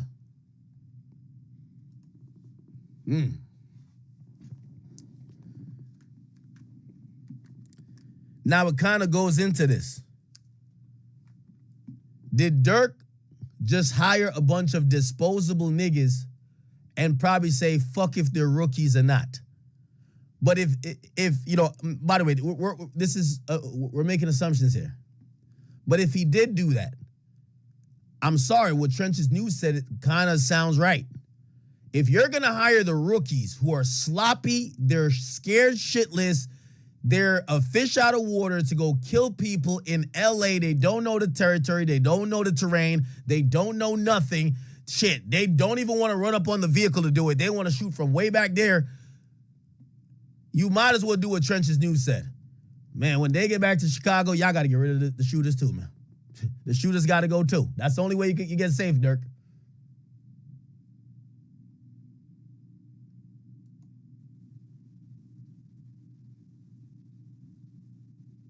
They said, is this something that you wanted to do? He said, no. But where I'm from, you don't stop somebody from trying to kill somebody because guess what? You either kill or be killed. Matthew said, you see the video OTF Jam came out 3 years ago saying they knew Durk and them before prison. Yeah, he did. He said he knew Durk from around the way. He knew Durk from around the way.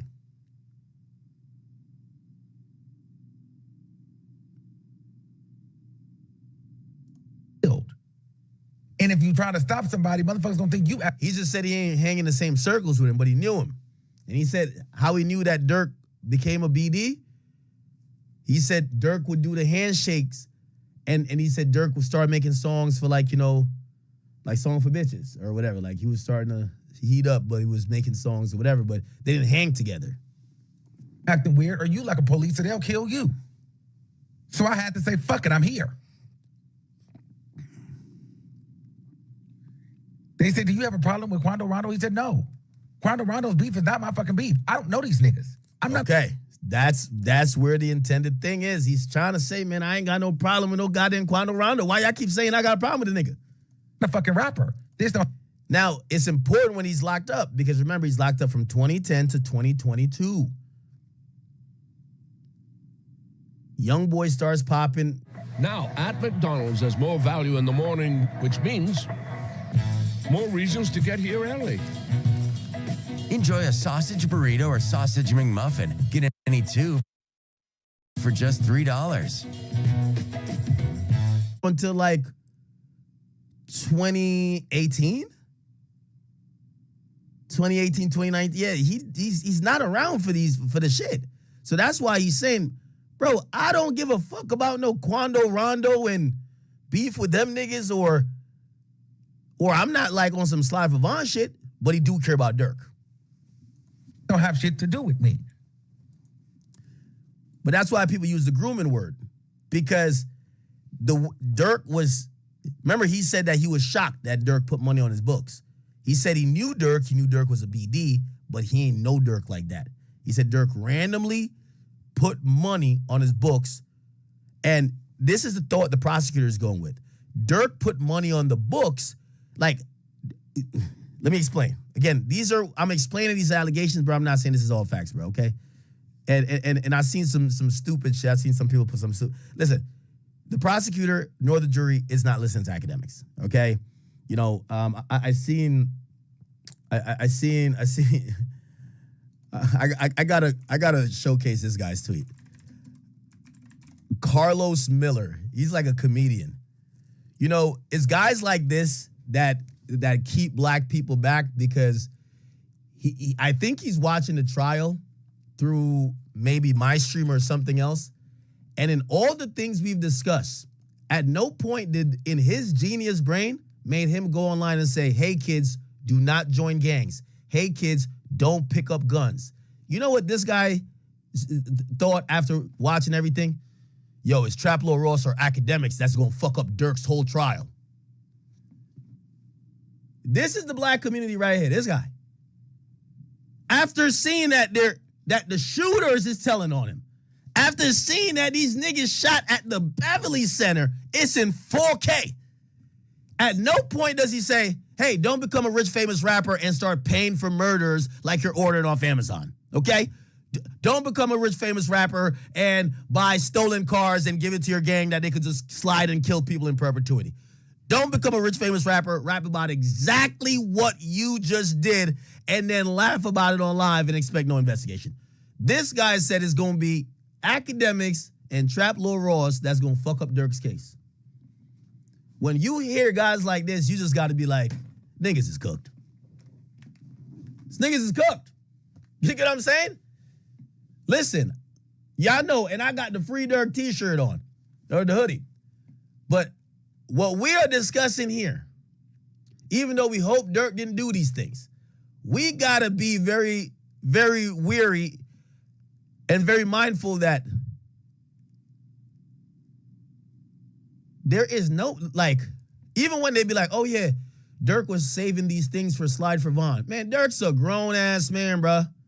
Ain't nobody could trick you out of millions and trick you out of your 9-8 kids, trick you out of your beautiful baby mama. You can't blame that on a commenter. You can't blame that on no 6ix9ine.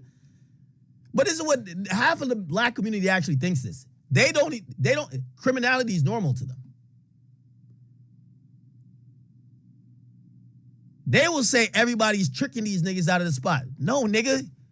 Maybe this person tricked himself out of the spot when they flew a fucking Bruford on a private jet from Miami to LA to go buy guns, masks, and gloves and hand them out like it's candy, like it's trick or treat. The nigga kept the fucking receipt. Keep the receipt for your crimes. Perfect. Get an exotic car to stalk the person you're trying to kill, and it got GPS in it. Perfect. Nobody did this but them niggas involved. I'm sorry to tell y'all. Nobody. And again, we're hoping these things ain't true, because in the best way I want to look at this, I know I support Durk. I want to believe this was Vonnie's, OTF Vonnie, his nerd ass. And when I mean nerd ass, Vonnie kind of remind me of me. You know damn well you shouldn't be playing that street. You know damn well you're supposed to set up a King Von Foundation, keep it moving, help his mama out, have his sister like showcase like this is the effects of gun violence, and y'all all keep it moving. Instead of his sister over there still acting like Vaughn alive. She wilding on the gram. I'm gonna ignore her. Or on Twitter. And then you basically have this nigga who's handing out guns. And then, to a certain extent, we gotta blame Durk.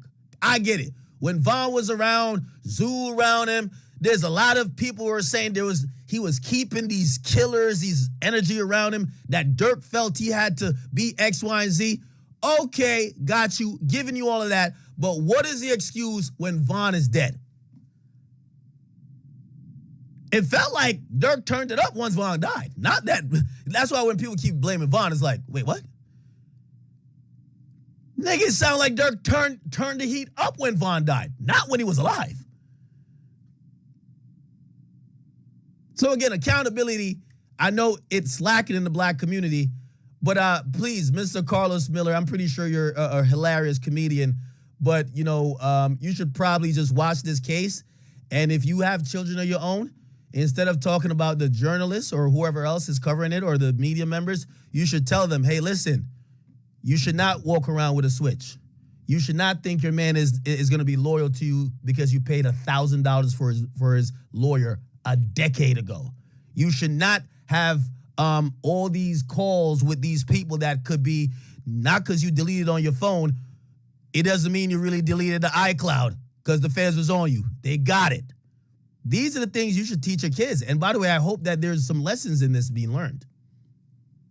Okay, Mr. Carlos? But yeah, there's a lot of people who think like him. Anyway, let's return to this. Vaughn was not my friend. I said, oh, he's getting more. Now, this is an important strategy, chat. Jam is saying, Vaughn is not my friend. Okay? That is to attack the point that Steele is going to make to say, why would Durk have to compensate you if you were doing a crime or killing someone that you were hurt by? Now, it's going to be harder for Brian Steele to prove this because on face value, when you say that, like that's a great defense. Nigga, why would I got to hire my friend to go slide for my other friend? Yeah, if all three of y'all are friends, like if we got a friend group, we're all in the friend group. One person died. Why would I got to pay this guy to go slide for the third person? This is why they're trying to make it clear. Yes, Jam has talked to King Von in the past. Yeah, they're from the same gang. Yeah, they're associated both with Durk. But he was never included in the back and forth with that beef with Vaughn and Quando Rondo. And it was never a thing where he felt he had to slide. Why? He don't even know Vaughn. So they're doing that. They're setting that point out early that Brian Steele or Drew Friendland can try to create that point later. Like, oh, nah, why would you have to pay him? He's going to be like, nigga, I don't even know the dude. Of course you got to pay me. The other thing where they're trying to hammer home to make sure it's very aware, right? It's very aware by the jury that payment was promised is that Jam continually says he don't got no money. He keeps saying, remember, that's going to be the tough part for the government, but they're doing it right now. The tough part is, okay, how much was promised? Who got paid? That's the tough part to prove. You need to prove that for murder for hire. Let me get a punch. Let me just feel a punch. Let me get a punch.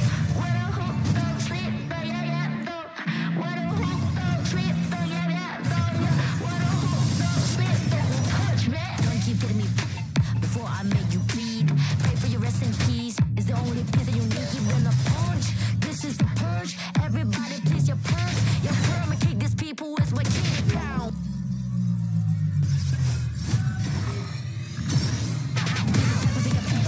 People like me pick a pack of bricks for a week, for them a minute. Rapper like me can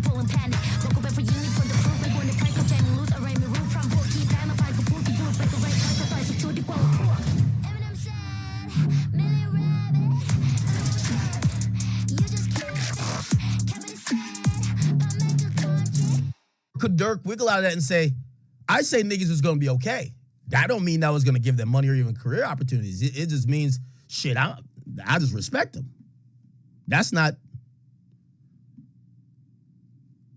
So we're trying to see them hammer that home, but that's why they keep mentioning that Jam is broke, meaning that Jam couldn't do these things if it wasn't funded and paid for by these people who had the plan. And because Jam is so broke, one of the main reasons is not to slide for Von, is to slide for compensation. Okay? Jam want that next 50. We're comfortable. He even made the judge laugh because they were asking him how he knew Keith Jones, and he would say he knew Keith Jones from, juvenile hall and, childhood, and they would beat niggas' ass together. And he said, "Ooh, sorry, Judge, I didn't mean to say beat niggas' ass. Just wrong."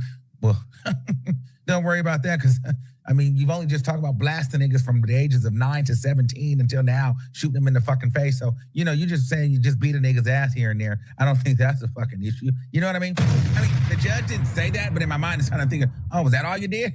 And you're apologizing for that? After all what about the 100 robberies or the fucking many murders? But anyway.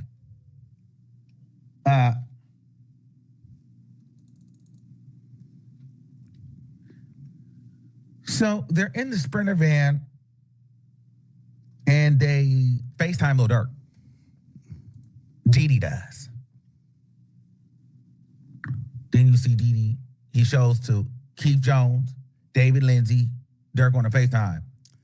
Now, and by the way, chat, a little bit of my breakdown today, because what's coming out of court, I'm going to read it verbatim. Obviously, that might even have a little tint of, people's opinions on it. I'll let you know when I'm giving my opinion, or at least storytelling, meaning I'm using my brain and using y'all collective brains as well based on what we heard, kind of like make shit make sense, right? Like, for example, I personally don't think that Didi was ever supposed to be. I know Jam is saying the day before Didi was holding the gun pointed towards the window saying he could kill Quando right now.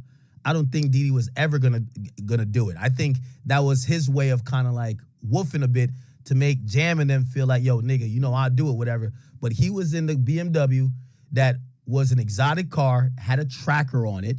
Okay, he didn't have a gun. Well, supposedly he passed the gun to Jam saying he's rusty. He didn't have no mask. He didn't have nothing. And here's the thing. Remember, when Durk first calls, they got two different phones because they don't even want to connect the shit. They don't even want to make it seem like Durk is talking to certain people when the phone records come out. Now Didi calls Durk to be like, yo, Durk, you see your shooters? You see a SWAT team back there? The mere fact that Didi is calling Durk and Durk answers, but anytime Jam called him, he did not answer. Booty Mo called back. Duty Low call. Nope. Didi could get him on the phone. Vonnie could get him on the phone. Not Jam. It's already predetermined. Them niggas was never going to do the shooting. They were never going to do the shooting. Again, we're doing story mode here. I'm not saying Durk's guilty. I'm just saying if we're making sense of this. That means if there was a plot, Durk got to be smart enough to be like, yo, anytime these niggas call me, I'm never talking to them. Because they're going to be doing the hit. Now, I could talk to Didi. Now, I could talk to Vonnie. And it kind of ends like that. Because in the cars, the people he would answer their phone calls in the BMW. The people who phone calls don't get answered is in the Infinity. Even when they're in the Infinity and OTF Jam starts seeing these niggas is beating up sweat. These niggas is sweating before the drill. The AC's on blast, they sweating like niggas is fumbling, putting the fucking, cartridge in the gun. Like, yo, these niggas, you can see the heart, like they heart beating through their shirt. Like, he's like, oh, hell nah, man, I'm with the rookie squad, man. Like, yo, you could tell the Jam was like, oh, hell nah, man. They got me with the B team here, man. Oh, hell no. He tried to send a text probably to Didi. Yo, bro, let's not do it today. These niggas is scared. Plan was already in motion. Didi ain't respond back. I think Jam started realizing, nigga, you're the crash dummy. You can't stop that car in motion, and nobody gonna talk to you because you're gonna implicate them now. You're gonna implicate these niggas. Because if you get caught and they look at your phone records, who's the last nigga you on the phone with, or the last nigga that texted you back? Now, granted, Vonnie got switched out the phones after that too, but the government found all them phones anyway. And he showed. Nah, chat. Imagine you a hitman. You just did. He did 12 years for attempted murder, and one of the first drills they got him back on, he realized he's on the JV squad. The JV. He on the JV. Yo, you ever watch JV high school basketball? Niggas is missing layup. Like, they do a layup line before the game start? Niggas be missing them shits. You're like, what the fuck? Ag be talking crazy, bro. They sent that man with the JV squad.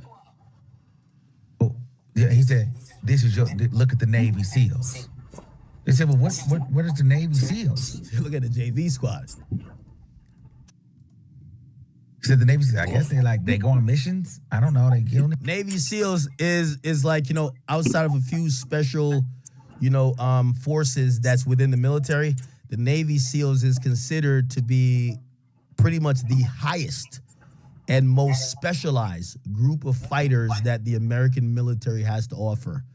It was the Navy SEALs, I believe, that went in and executed Bin Laden. Like, they go for like those specialized missions where you need a nigga who could probably detonate a bomb, like kill a man with his bare hands, swim 2 miles, fucking climb a fucking. It's a rookie thing. They better get paid $1 million for a hit. They go through. If you ever see their training, I don't know if you guys ever look at this. Look, Navy SEALs.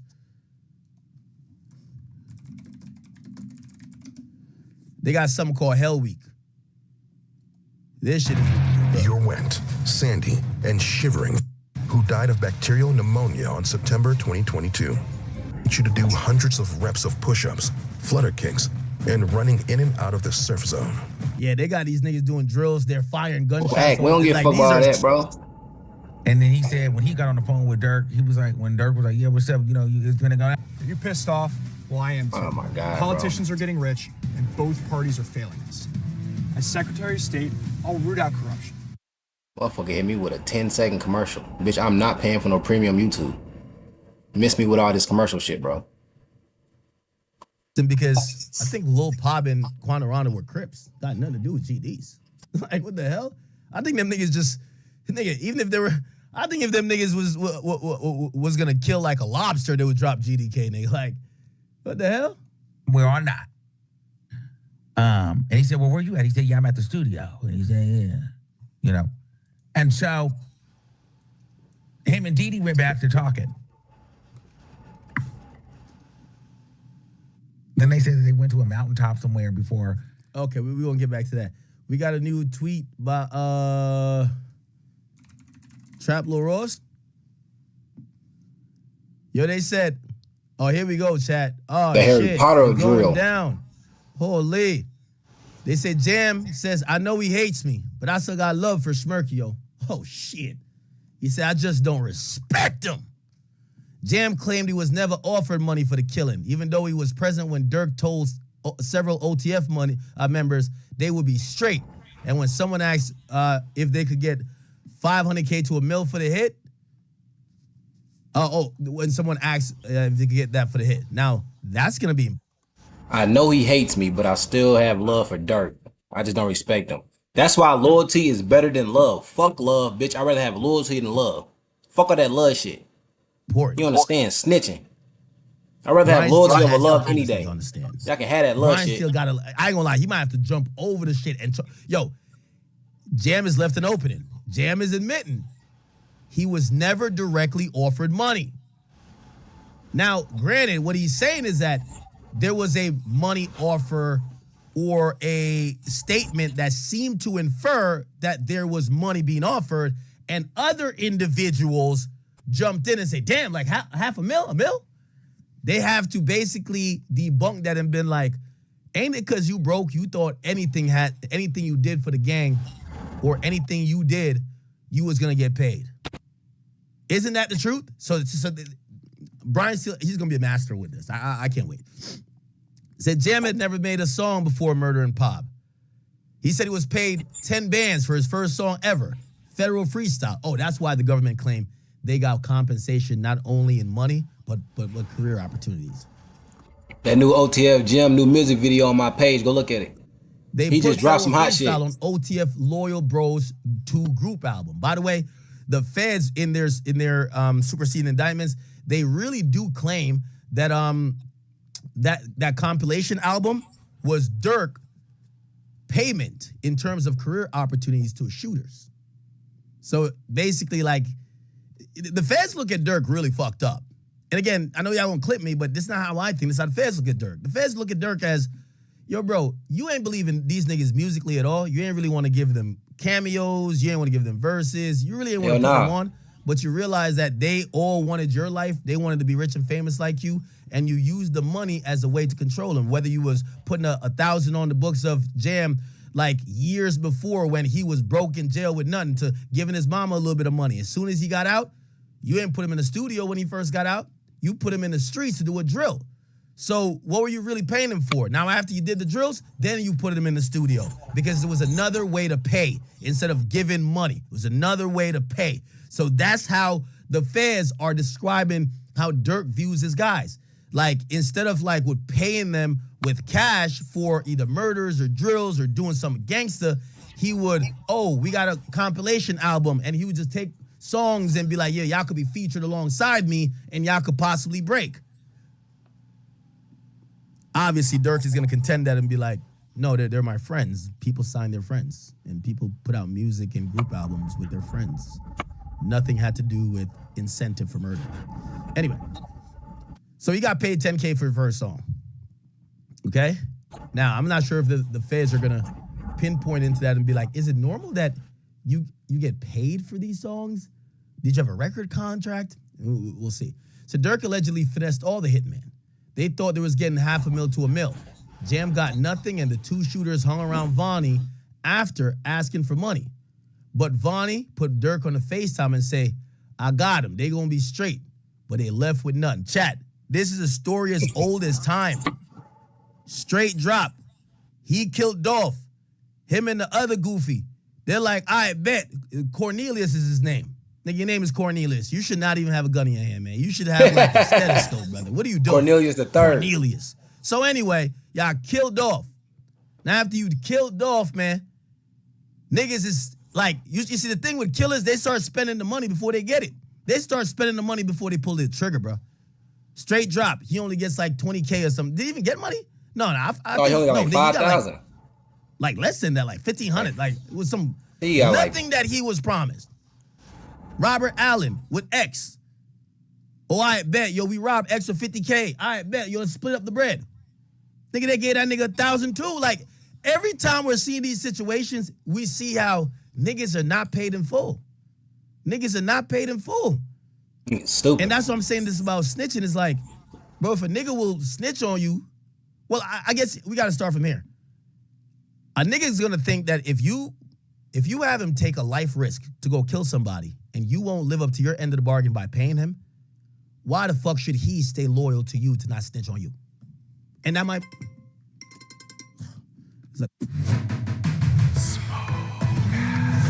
Big.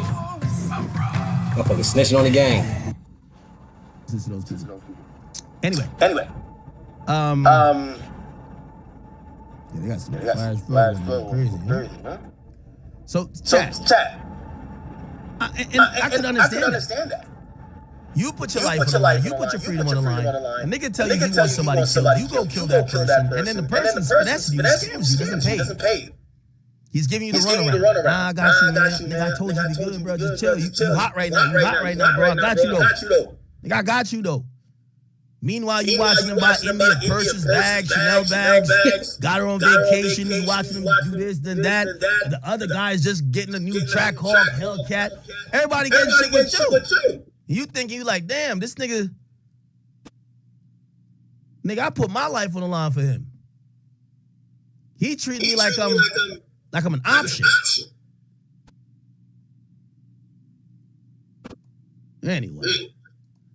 So they said Jam got nothing. Two other shooters was hanging around Vonnie asking for money. But Vonnie put Durk on FaceTime and said, I got him. They gonna be straight. They left with nothing. So nobody got paid that time in Cali. Jam said they was gonna kill Quando in the vape store. but they were scared security would lock the doors and trap them inside after the hit. Damn. So leave the door open. Somebody go in there, hold the door. Y'all air that motherfucker out and get the fuck out of there. He's gonna run inside the babe store and kill a dude, bro. Somebody hold the door Jam said open, he man. snitched because he wanted to get it off all his chest because it was weighing on him. Said he felt Pab was innocent and Durk was selfish to send him on the hit with people he ain't know. Did I tell you? He say he ain't know the niggas he went on the hit with, bro. I told you, nigga. How you going on a hit with motherfuckers you don't Nigga, know? he knew Keith Jones. Like, I forgot how he know Keith Jones, but he just got Keith Jones, bro. But like, he don't know why that's what he's claiming. Obviously, he could be lying, right? Like, he's trying to get out of jail. So like, he's saying whatever to make the government look good. Specifically, he said that Vonnie was, nigga, didn't I tell you, nigga, Vonnie was a goofy? Didn't I say it? Yo, Durk won't answer the phone. You have a nigga, well-reputed killer that a lot of people felt like Durk was starting to gravitate to niggas with the name. Every gangster from Chicago who got on here, have they not said, yo, I ain't gonna lie, that nigga Jam, his name ring bells from the streets to the penitentiary. Durk is next to all of the niggas with a name. They bring out Jam to LA and Jam is taking orders from goofies. Jam can't even get Durk on the phone. He got a goofy putting a gun in his hand. That's how he's looking at it. It's like, all right, imagine you in a gang with Pooh Shiesty. You know how Pooh Shiesty give it up. Whatever. Pooh Shiesty say, yo, bro, come do this. You show up, and all of a sudden, you know who meet you at the spot? It's Academics. 6ix9ine. I give you a gloves. I said, all right, 2 for you. Okay, you need a face mask. You want the Nike one or you want the Adidas?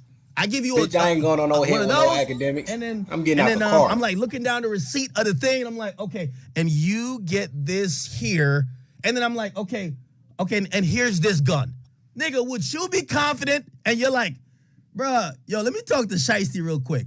Hold on, just, bruh, Jam wasn't feeling it. He felt like Durk put the goof troop in charge. Durk put the goof troop in charge. Third string, Vonnie JV bought squad. the shit. He's folding up the receipts in case he need to show Durk what he spent the credit card with. Yo, Durk, now I told you I used the card. Yeah, no, I bought exactly what you said. I bought 3 masks. See, 1, 2, 3. They didn't have any more than Nike, so I had to go with the Under Armour. And then remember the ski mask? Yeah, I bought 4, but did this nigga save a receipt from a goddamn criminal conspiracy? You know who this? You know who Vonnie was? This is Vonnie right here. Damn goofy. This is Vonnie right here, bro. And Vonnie ain't even got on the stand yet. Right I can't wait till he get on the stand. He probably about to tell it all. Right. Nigga, when do Vonnie get on the stand, man? He about to tell it all. Conspiracy? What the fuck is you thinking, man? Yeah, that's Vonnie. They talking about the plan. He taking notes. He got notes. Yeah, so Jam peeped it. Jam is like, yo, he not answering the phone. I'm with the goofies. They're talking about let's do it here. I'm like, I could tell this is a JV team. They never did nothing. That's a freshman team. That ain't even JV. Notes on a criminal fucking conspiracy? What the fuck is you thinking, man? Chat, it's a fact. Somebody said that's how you could tell Vonnie's dad was telling the truth. I ain't gonna lie, man. You might be motherfucking right with that one, brother. Is Vonnie getting on the stand today? Because he about to tell it right all. with that one. I'm trying to hear his ass. He said Vonnie was a goofy. We going back live when Vonnie get on the stand. Goofy. He better tell it all. He better get the rat in. That's one of the reasons he snitched. Now, this is from his words directly. He said he snitched. I don't believe him with his going to get his shit off his chest. He just wanted, he signed an immunity deal or like the shit where like everything he pleads guilty to now cannot come back. That's why. Now you said Pab was innocent. I don't think he feel bad for Pab at all. This nigga's a murderer. We could go look at, by the way, I think they found the first murder he ever did. The first murder he ever did, it's on my page. It's on our stream page. You feel me? This is the guy. Wait till Vonnie get on the stand. There's an article about it. This guy right here. Remember, apparently they were doing some money laundering shit. This guy was money laundering for someone in the BDs. And apparently when someone's pops in the BDs who was using him for money laundering. He stole some bread, and that's why the son of the nigga who got finessed by him called Jam and said, yo, let's go rob this nigga. They go rob him. This dude starts tussling. He starts tussling with the son of the nigga he finessed. He tells Jam, nigga, shoot him. Jam pulls it out, bam, shoots him. Now he's bleeding, ah. Then he looks at Jam and says, yo, this nigga knows me. He knows and he's seen my face. Nigga, I'm gonna go to Jam. Nigga, you gotta kill him. And Jam put the gun to his head and ends him. So Jam is a ruthless individual. I'm not believing Jam for a second on some, he felt bad because Pa was innocent. I'm not believing that. I'm not believing that. Now, what I do believe is this part. He do believe Durk is selfish. I'm telling you, them niggas was watching Durk live a $1 billion lifestyle. Eating these good. Niggas is probably thinking like, yo, bro, like, nigga, I'm killing niggas for you, bro. They watching on the I'm sideline. killing niggas for you. Trust me, when a nigga's envious, and I ain't gonna lie, Jam was probably envious too. When a nigga's envious, he watch every aspect of your life. Nigga, I know certain people, let me tell you this. I be careful of everybody in my life. Let me tell you this. Let me tell you this. There's certain people in my life, they'll be like, man, yo, you know I needed this money right here, and I just seen you cash out on another car. I'm like, nigga, what the fuck that got to do with you? It's like they looking at everything. I could imagine he bought India some shit, and Jam and them was probably looking at like, man, you could buy your bitch shit, but you can't. Niggas like that, they gonna turn on you. Facts. They watching your shit too heavy. Quick. They watching your story, watching your posts, Instagram story, Facebook story. They so own that he's probably shit. watching Durk. Like, man, I just put a nigga down for you. Damn, everything Durk bought. Durk go to the jewelry store, be like, damn, nigga, you could have not got that last tennis bracelet, nigga. You could have gave me that fucking 40K right there, nigga. I need that right now. A nigga like that is gonna tell. Cause you know what it is? Sound like a Drewsy skit. He's not looking at his situation. He's pretty much pocket watching, but pocket watching on a different level. Trust me.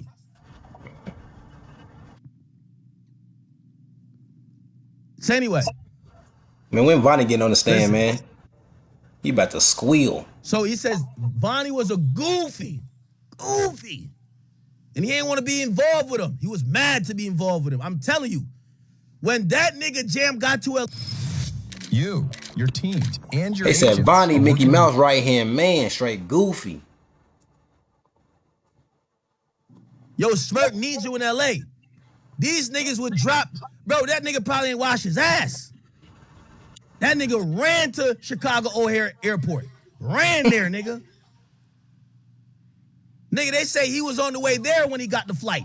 Got the ticket. He's telling his other mans, yo, you need to get to the airport. Send me your shit. The nigga said, I don't got my ID. Damn.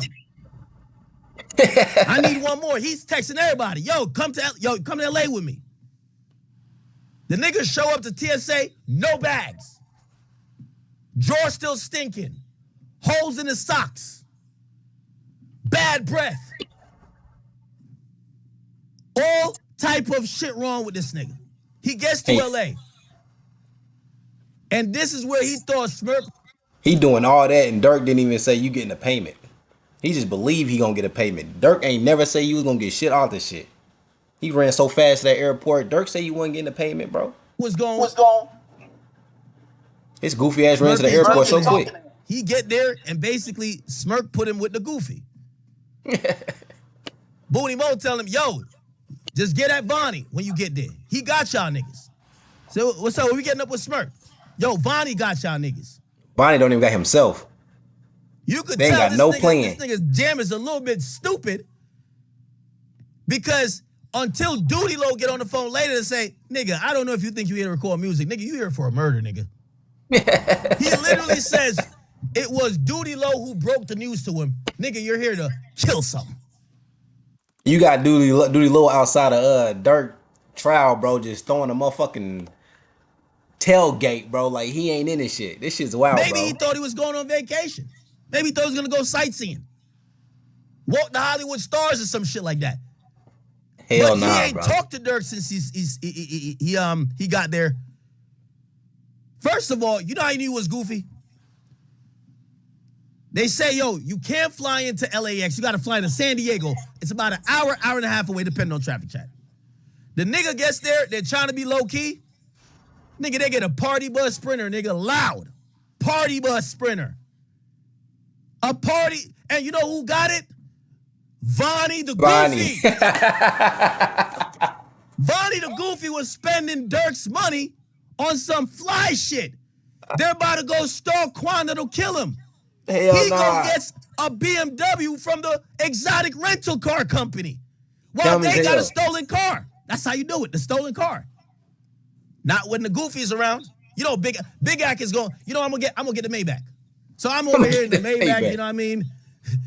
Fine. We all getting caught. We all getting caught. That's why we also got to blame Didi. Because Didi done let Vonnie put too much input on this shit, and this shit was goofy from the get-go.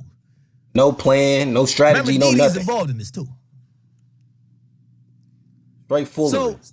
All according goofy. to Jam, he snitched because Vonnie was a goofy, and he was upset that he even had to be involved with him. It said Jam wrote a handwritten note to the FBI saying, I know about murders.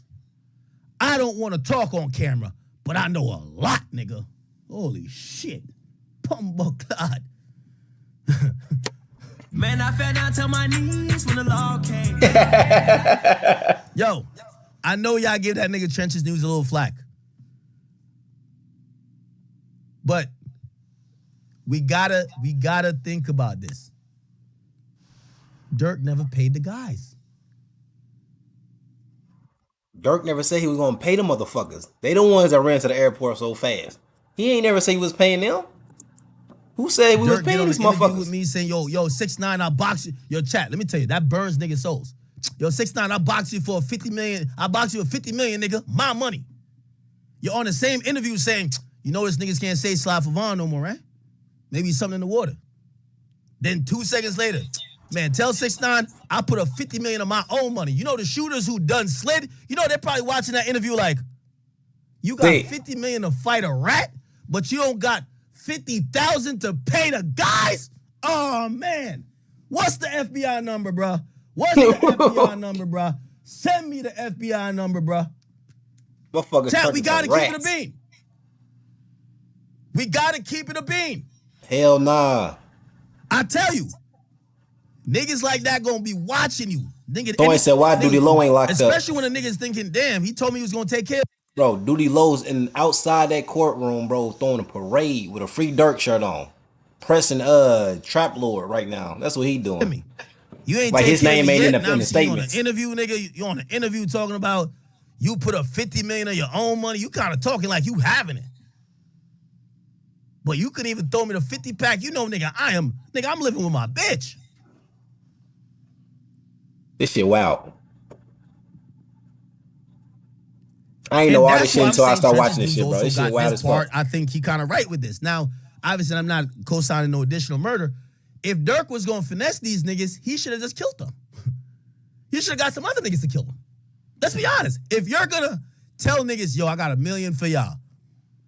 Because you know what I be thinking? If you don't feed your wolves eventually going to attack you.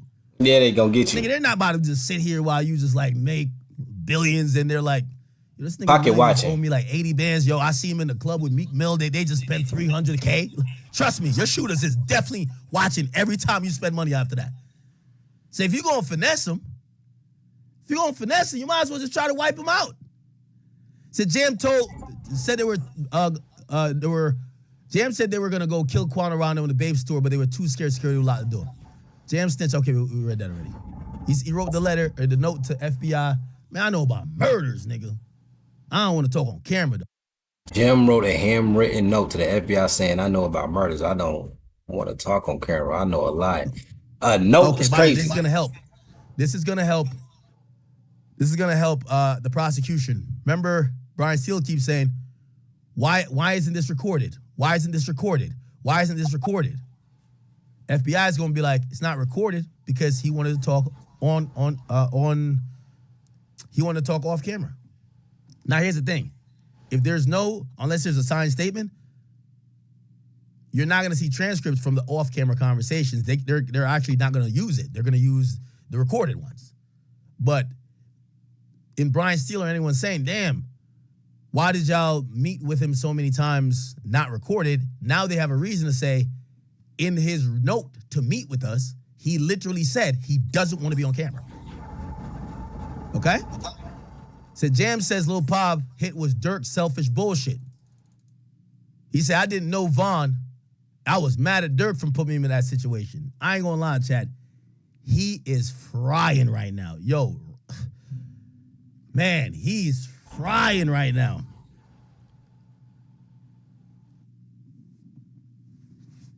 He sound no Vaughn like that.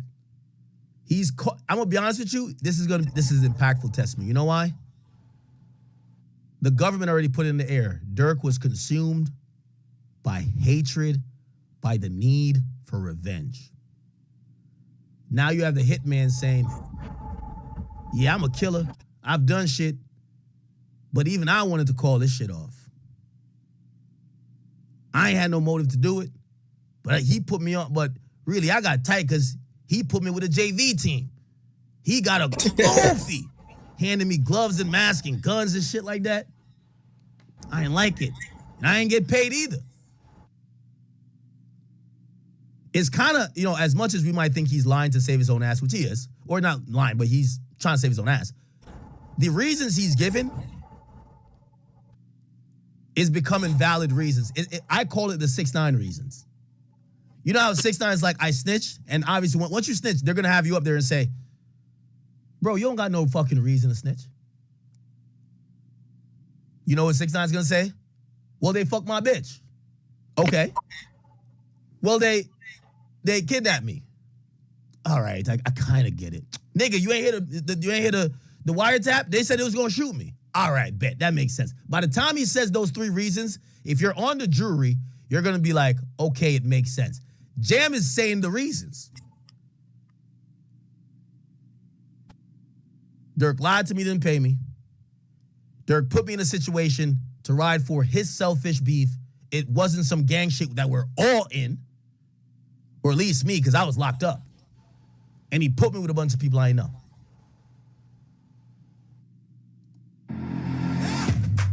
Bro, OTF Jam is dumb as hell. Motherfucker just got out to go right back in. He dumb as hell. It's crazy, Chad. Grown ass man, though. Crazy, huh? He probably older than everybody that went on the hit. Okay, we got a little update. Let's hear it. Before morning break, Jammy the Bull testified that he was not offered payment. When returning from the break, he testified money was offered, presumably for his part in killing Sylvia Robinson. And Jammy testified that he was paid to be in a music video for the song Federal Freestyle. He was given $10,000. See, that's interesting. How are you getting paid to be in a music video for your own song? Your own music video. Goofy. Now, I don't know if I'm Durk's team, I'm not touching that.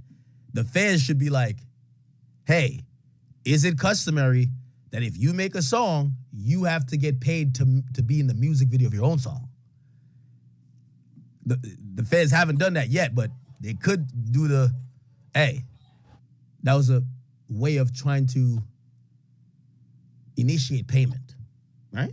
Obviously a lot of this is how you interpret it, right? He stated he did not believe he would be a part of the video if he did not participate in the killing of Robinson. Now, this is where Brian Steele got to turn up because there was no ultimatum given to him from what we know.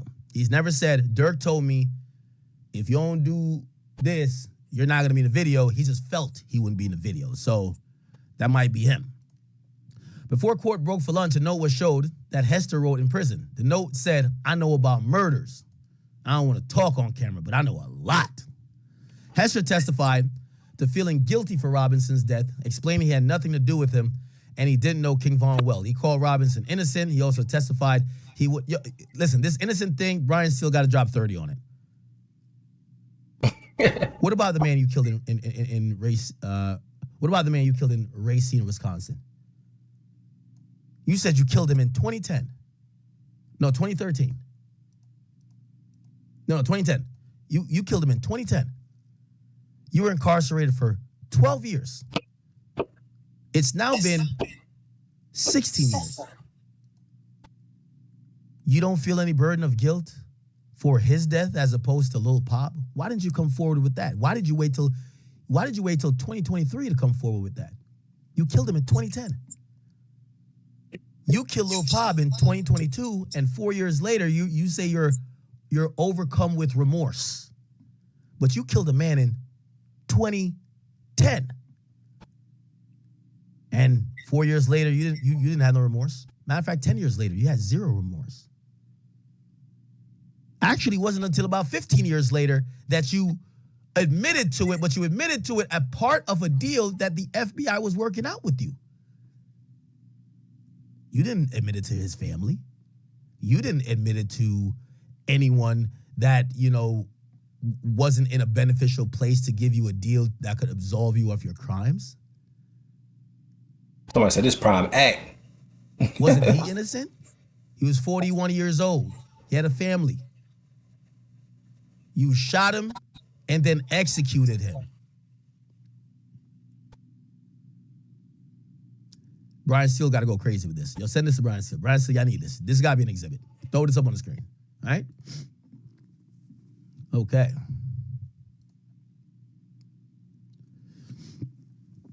Here we go.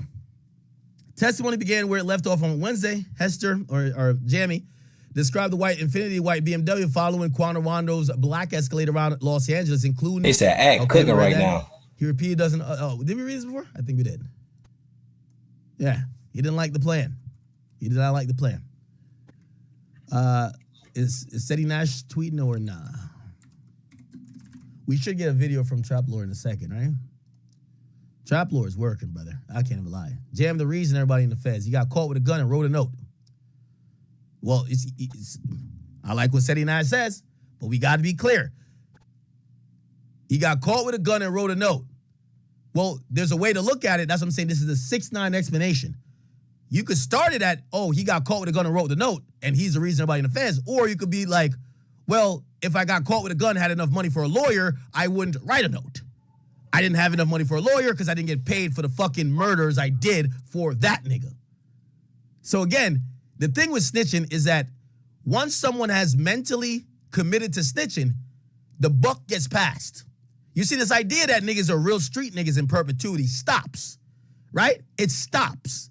They say, two friends could fight or this, whatever. They'll allow certain things, but when it gets to snitching, it's a hard line, right? But the line moves for everybody. Well, you fuck my bitch. Time to tell on you, you go to jail for life. Well, you try to shoot this person that I'm cool with, knowing that you were trying to shoot that person they were cool with. So usually the person who's a cooperant draws a line and only sees it from their side rather than just being honest saying, I don't want to go to jail.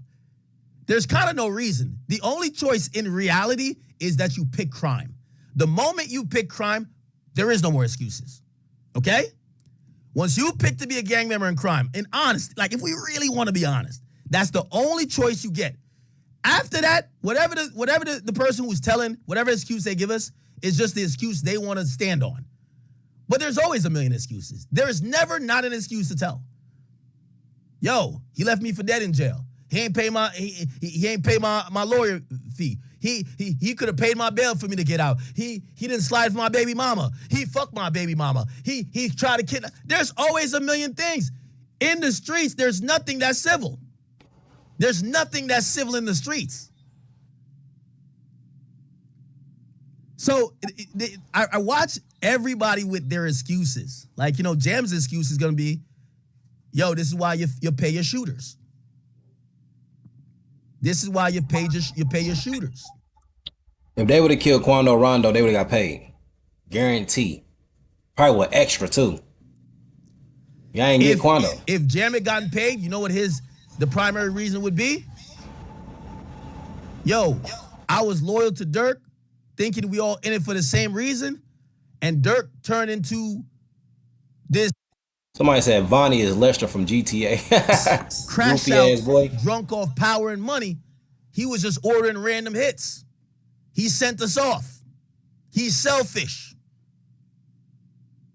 There's always going to be a reason. Durk stopped being about the guys. He was all about himself. he would tell us to go do shit like, damn, why you gonna tell us to go kill a nigga in LA? Why you don't tell us to do it in Savannah? You thought we were crash outs. Bro, there's always a reason. You make the reason up. That's the reality.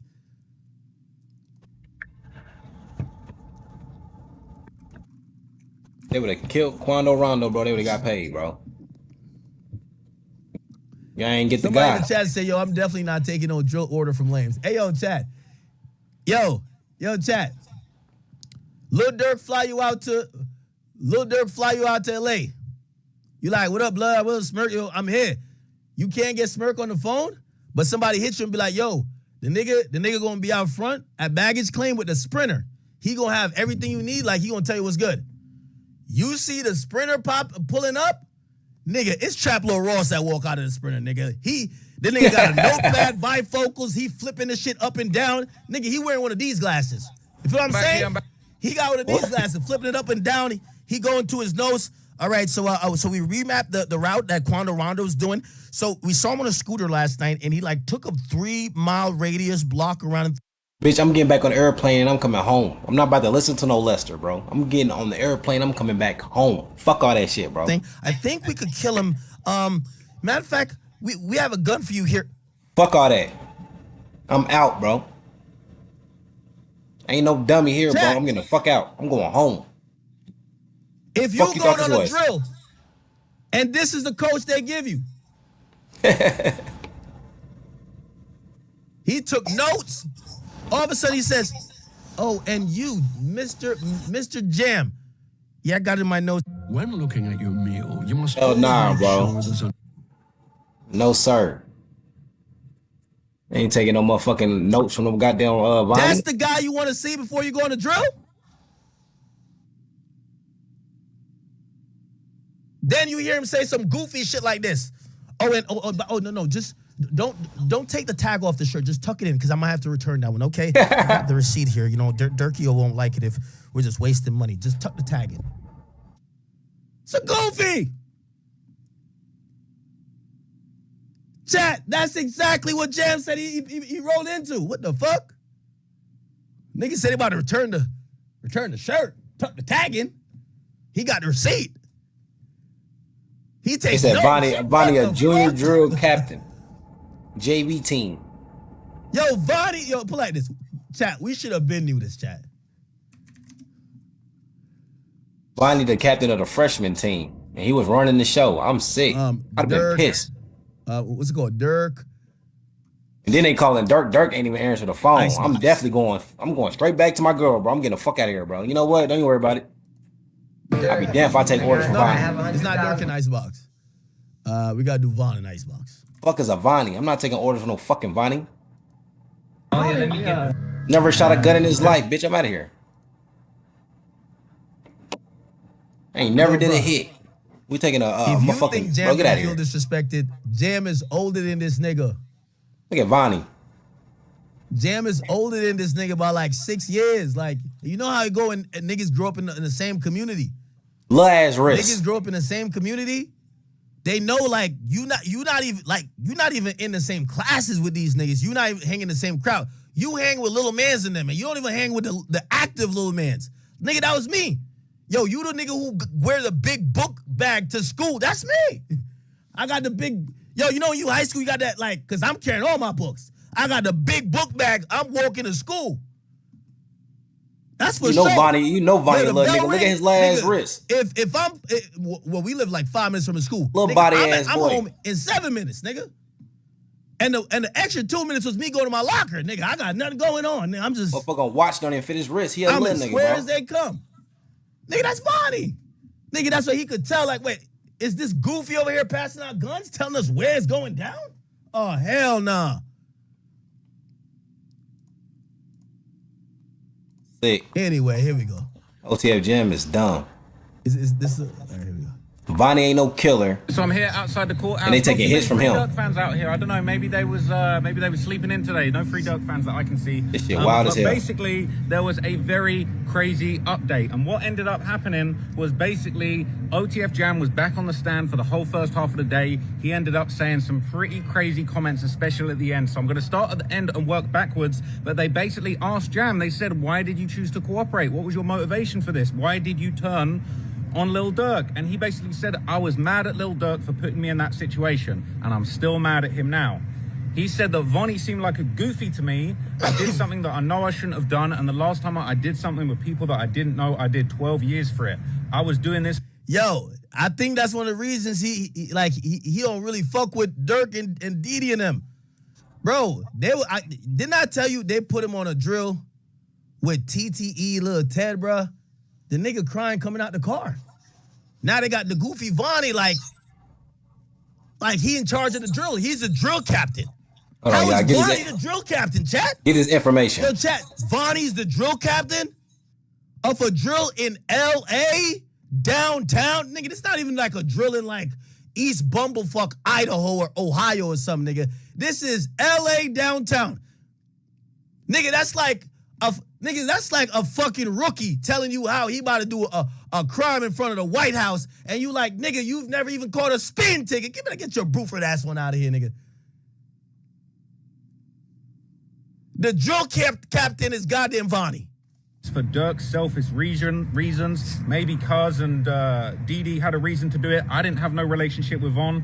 I basically didn't know a whole bunch of these people that were sent on the hit. He basically said, I feel like Durk sent me on selfish bullshit. He said, I can't forget all the support that Durk gave me, especially when I was locked up. I can never forget that. I still got love for him. But he says, look, I know how it looks now, but I still got for him. Blood was there for me. I can't forget that, and I feel bad for telling, but at the same time, I still love him, but I don't respect him. He said that he could be killed for his testimony for cooperating, and then he also kind of pointed out a couple of things that really just motivated him, that why in this occasion did he decide to tell. He explained there were multiple reasons. He said he felt like the hit was done sloppy. It was done with people who shouldn't have been there. Obviously, he said that he thought Vonnie was a goofy, and he said there's a big difference between doing something to somebody that you don't like, but he said in this case, he felt like Lil Pab ain't have nothing to do with it. He said he felt like an innocent man got killed, and it weighed heavily on him. He wanted to get it off his chest. He said he didn't think it was guaranteed that he would get caught, but he thought about it. He thought it was hot. He said, why do we go and do this in LA with all them rich people and actors around? Chat, didn't I just say that, bro? Chat, didn't I just say that? I think we getting into his mindset now. You got the goofy as the drill captain. You got a crash dummy mission. A nigga who tells you, yo, let's catch our op in front of the White House, or let's catch him in front of the police station. That's some shit. That's crash, like, fuck if we come back. It's one of those where, like, it's a torpedo, kamikaze shit. Let's go get the nigga. Fuck it if we get caught. So everything is not going well. Got the goofy as the drill captain in L.A. Nobody knows L.A. It's downtown L.A. And he said that was a bad place to do a hit. So the prosecutors actually asked him, they said, look, you testified and you pled guilty for your role in the LA shooting as well as 2 other murders. You know, what are you hoping for from this? He said, well, I'm hoping for a reduction in my sentence. Okay, so that's important to know. So now, granted, usually with these deals, they want your involvement in any murder you've ever done. We're not sure if he confessed to all the murders, but in his plea deal, and this is how we know, there are charges that reflect him committing 2 other murders other than Pab, and that's why they're lumping everything together, that after he snitches, he will get the plea that will resolve all those cases. I'm thinking he probably wants like 5 to 10 years, and that'll be that. But a part of the plea, when you're doing these pleas, you either want to tell all the murders or whatever you're going to confess to. They might throw charges up there, or they might hit you with the immunity for. You know, the immunity is a queen for the day. They'll have you write down or say whatever you've done in your life, and then they're like, okay, you're immune from this. But the fact that some of these are open cases, and the fact that there's bodies, I think they just lump those charges into his charges to make sure those things get resolved on the record. But he made it clear there's been no promises made. He's not getting out. I'm not going to lie to you. Jam having 3 bodies, he probably shouldn't be out here walking around straight after this. But he basically said he pled guilty with the 2 other murders. And, you know, he just basically wanted to get it all off his chest. And he said it was weighing heavily on me what happened to Lil Pav, and he saw an opportunity and he took it. So it was some pretty crazy testimony. That last part when they kind of broke, you know, he said it straight out of his mouth. He said, I still got love for Durk and I can't forget what he did for me, but he put me in a bad situation with some goofies. It was selfish and I'm not rocking with it. So that was pretty crazy, but there was a whole lot of other crazy testimony that Jam put across, and I'm going to tell you all about it in different videos. So stay tuned. I'll keep you guys updated on everything. And yeah, it's going to be a crazy day. I think he's going to be up there all day, maybe even into tomorrow. Yeah, definitely tomorrow, I believe. Definitely tomorrow. Here we go. So we just got some crazy new information about how it went down when Jam got arrested and decided to start cooperating with the FBI. So apparently he was arrested in 2023 for something completely unrelated. He was pulled over in a car that apparently had a gun in it while he was still on parole from that attempted murder case that he just got out after serving 12 years on. And he basically said that at that point he decided to talk to the FBI. He wanted to get it off of his chest. The Lil Pav murder was weighing on him. He felt like Pav was an innocent man and that he'd been... A prison sentence just for carrying your firearm. Gun laws are changing in 2025, and this is one of the toughest penalties, which is the reality for gun owners. Get out the situation. What was very interesting is when he got arrested, he basically wrote a handwritten note to the FBI. So what he claimed is that he said that he was allowed to make a phone call. He said the official phone wasn't there, or it wasn't working. So they said, look, we'll let you make a supervised recorded call on your cell phone. But like, that's what we're going to have to do. We'll allow you that. So he made a call, and then he told the cops, hey, can I have a bit of paper to write down a phone number? They said, sure, but he didn't write down a phone number. He wrote down a handwritten note which said this exactly. It just said, I know about murders. I don't want to talk on camera. I know a lot. So he gave that handwritten note to an arresting officer. That basically was then, you know, worked its way up the chain to the FBI. And the prosecutors asked him, they said, why didn't you want to be on camera? Obviously, this is going to be a big controversial thing when it comes to Brian Steele. Obviously, he was absolutely clapping back. I believe it was yesterday, talking about... That is kind of crazy. Now, damn. The nigga caught a gun charge, bro. He caught a gun charge, but bro, he just couldn't take it no more, man. Caught a gun charge and gave up bodies. Holy shit. Why weren't all of these interviews recorded? You spoke to Jam 30, 40 times. You barely recorded any of those interviews. Well, this is kind of a slap in the face to Brian Steele, because Jam said specifically, I don't want to be on no camera. And they said, why didn't you want to be on no camera? Now, this is crazy, all right? He said, well, I didn't want to be on camera because a lot of people have been getting exposed on their body cams doing embarrassing shit. You know, they be getting exposed on social media for telling on the body cam, snitching, crying, which is obviously a reference to a very infamous Chicago video where, you know, one of the shorties from over there was kind of apparently caught on a case and he was balling out. TTE, Lil Ted, nigga, him and Lil Ted supposedly did stuff together too. Crying to the cops, and there's been a lot of rumors about whether that case was connected to the Jam case, whether that kid that was crying in the body cam footage might have had a dirty gun that Jam had used in a different murder. So Jam made direct reference to that. As I would have said in my previous video, Jam made it clear. He said, look, he was mad at Lil Durk for putting him in that situation. Even though Durk did a lot for him, he basically said he's still mad at him. He put me in a situation with goofies. He didn't trust Bonnie. He didn't know why he'd been put in that situation with him. And basically that's why he decided to make that decision and speak to the FBI. Who knows what sort of time he's going to get? I mean, allegedly, not even allegedly, he has admitted to 3 murders and, you know, allegedly there's more. So he definitely getting some serious years. I can't imagine them just letting him go. But they made it very clear. He's not been offered a deal. They've not promised him no time. He's not getting out of everything. He basically is leaving it in God's hands and cooperating. And he didn't say I cooperated to get out of time. He said, I felt bad about this. It was weighing on my heart and Pab was an innocent man. I mean, he essentially agreed to a deal. The thing with the deal is you don't know what's your end of the deal. The deal is that you cooperate. The deal is that you're the bitch for the government. The deal is that you plead guilty to all crimes. And by the way, no, there's 100% deal. That's going to be what's called a proffer. So the proffer is usually what they also call queen for a day. When they sit down and depose him, the mere fact that he's bringing up a murder that's not included in this case, that's the deal. The deal is that in admitting that crime, it could never be prosecuted. Now you could say there's double jeopardy because he's already pleading guilty, but I guarantee there's other acts he's admitted on the proffer that they haven't even put into charges, but it'll just kind of look like an immunity. It'll kind of look like an immunity. of sorts. So he has a deal. It's just that the prosecutor can't give you a deal of sentencing, right? The deal of sentencing is you'll get a 5K1 letter, which that's the deal. You do your job and you tell on the niggas you need to tell on, you'll get a 5K1 letter. From there, that's the judge. It's only the judge that could give you time. So we just got some crazy new information about how it went down when Jam got arrested and decided to start cooperating with the FBI. So okay. You got some more videos. Holy. all the Durk fans have been saying there's no evidence, no one was ever paid, there's nothing. But it turns out, apparently, Durk might have actually finessed all of the hitmen, allegedly, out of any money. So we heard yesterday that there was a conversation in a studio. Now, I don't think Durk finessed him. You know, I'm starting to think, bro, I'm going to keep it a bean with you, bro. Listen, I'm going to say some shit. Again, I got the free Durk t-shirt. You know, I love Durk. But it's not even a Durk thing. It's just one of them. Yo, Durk power over these dirty-ass niggas is that they're fucking broke. Them type of niggas you give breadcrumbs to. You never give the whole loaf of bread. Remember that. You give breadcrumbs to.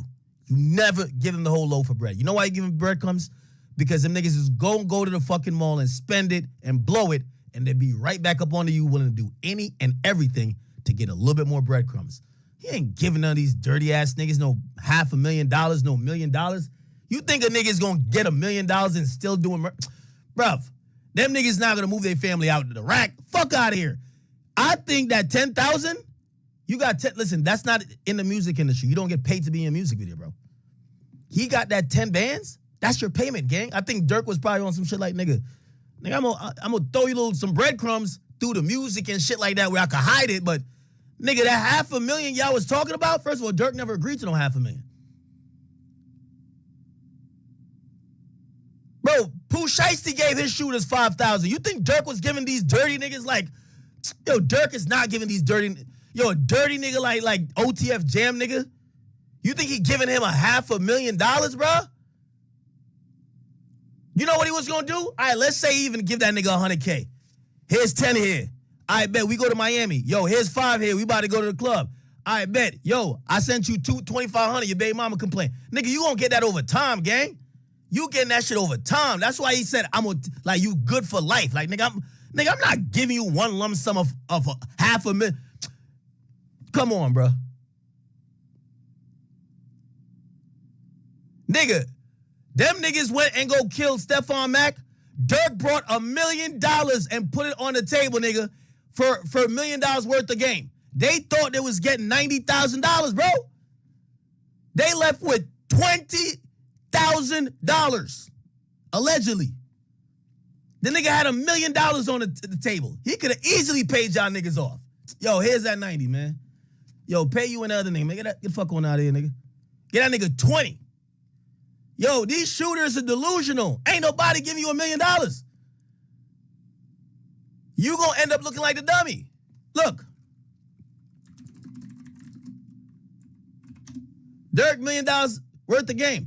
When you look in this video chat, you gotta look at the podcast. Let me play the podcast. When you play this podcast chat, all these niggas in shiesty behind them, no disrespect to them, half of these dirty niggas, bro. These niggas don't got nothing but the lint in their pocket, bro. No disrespect to them, bro. Don't try to kill me. Durk not here no more. Please don't do it. Nigga, I ain't gonna lie to you. And again, I got my free Durk t-shirt. So this is my shield. And I just paid $1,000 for free Durk t-shirts for the niggas outside the courtroom. I got y'all. But I gotta be honest. The difference with Durk and Von would have passed this bitch out to every nigga in here. I ain't gonna lie to you. That's the difference with Durk and Von. Yo, that nigga Durk brought $1 million, let them all look at it, and get him nigga 20 bands and said, nigga, it's time to get up on out of here, nigga. Like, yo, it's time to get up on out of here. Like, yo, India, it's time to get up on out of here. Let's go. It's time to go, nigga. Nigga, that's why, everybody keep blaming King Von. But nigga, King Von was a shooter who lucked up and got rich, nigga. He's still moving like a shooter. That's why he just handing money out. Like, King Von was the exact opposite. The nigga brought his money to the hood. Most niggas get the money and leave the hood. Like, put it like this. Yo, Durk brought the $1 million to the hood, nigga, and gave him 20 bands, bro. All right, something, man. I'm out of here, man. I'm gonna catch you niggas later, yo. I'm gonna catch you niggas at the show, bro. I'm out of here, man. I'm out of here. Yo, Von would have had a video where he's,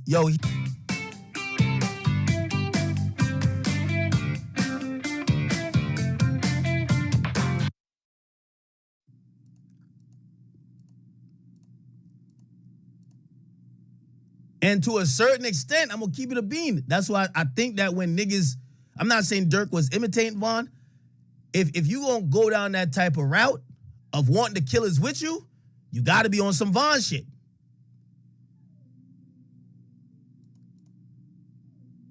It just is what it is. Yo, them niggas is looking at that $1 million, bro. $1 million and says chilling, nigga. Podcast and security, come get this money real quick. Yo, put it back in the Brinks truck. All right, yo, I'm gonna catch y'all niggas later. Yo, let's take a picture. Let's take that Tay-Town picture real quick. Yo, get the money off the table, nigga. Like the fuck, let's go. All right. Yo, yeah, oh yeah. Where Durk basically said to... Yo, I just want to say this one last thing. I know some people not gonna like it. If you are a potential murderer and you think somebody gonna pay you $500,000, man, you are delusional. You know what I was thinking? Nick, Durk probably look at it, nigga, I'm gonna back you just like I back Von, nigga. Nigga, that's your payoff, nigga, a career. But to give you $500,000 cash, you must be smoking crack. To a bunch of alleged OTF members, like, look, anybody that kills Quando or Lil Tim. And you know why? The reason why you don't get him a $500,000, chat, my bad, I know I'm ranting a little bit. The reason why you don't give him $500,000 is for the exact reason of what happened with even in the Gucci situation, right? Niggas start flexing online with the jewelry they took from Gucci. Imagine if Shicey had gave these niggas $100K a piece. Nigga, there would have been money phones out the ass.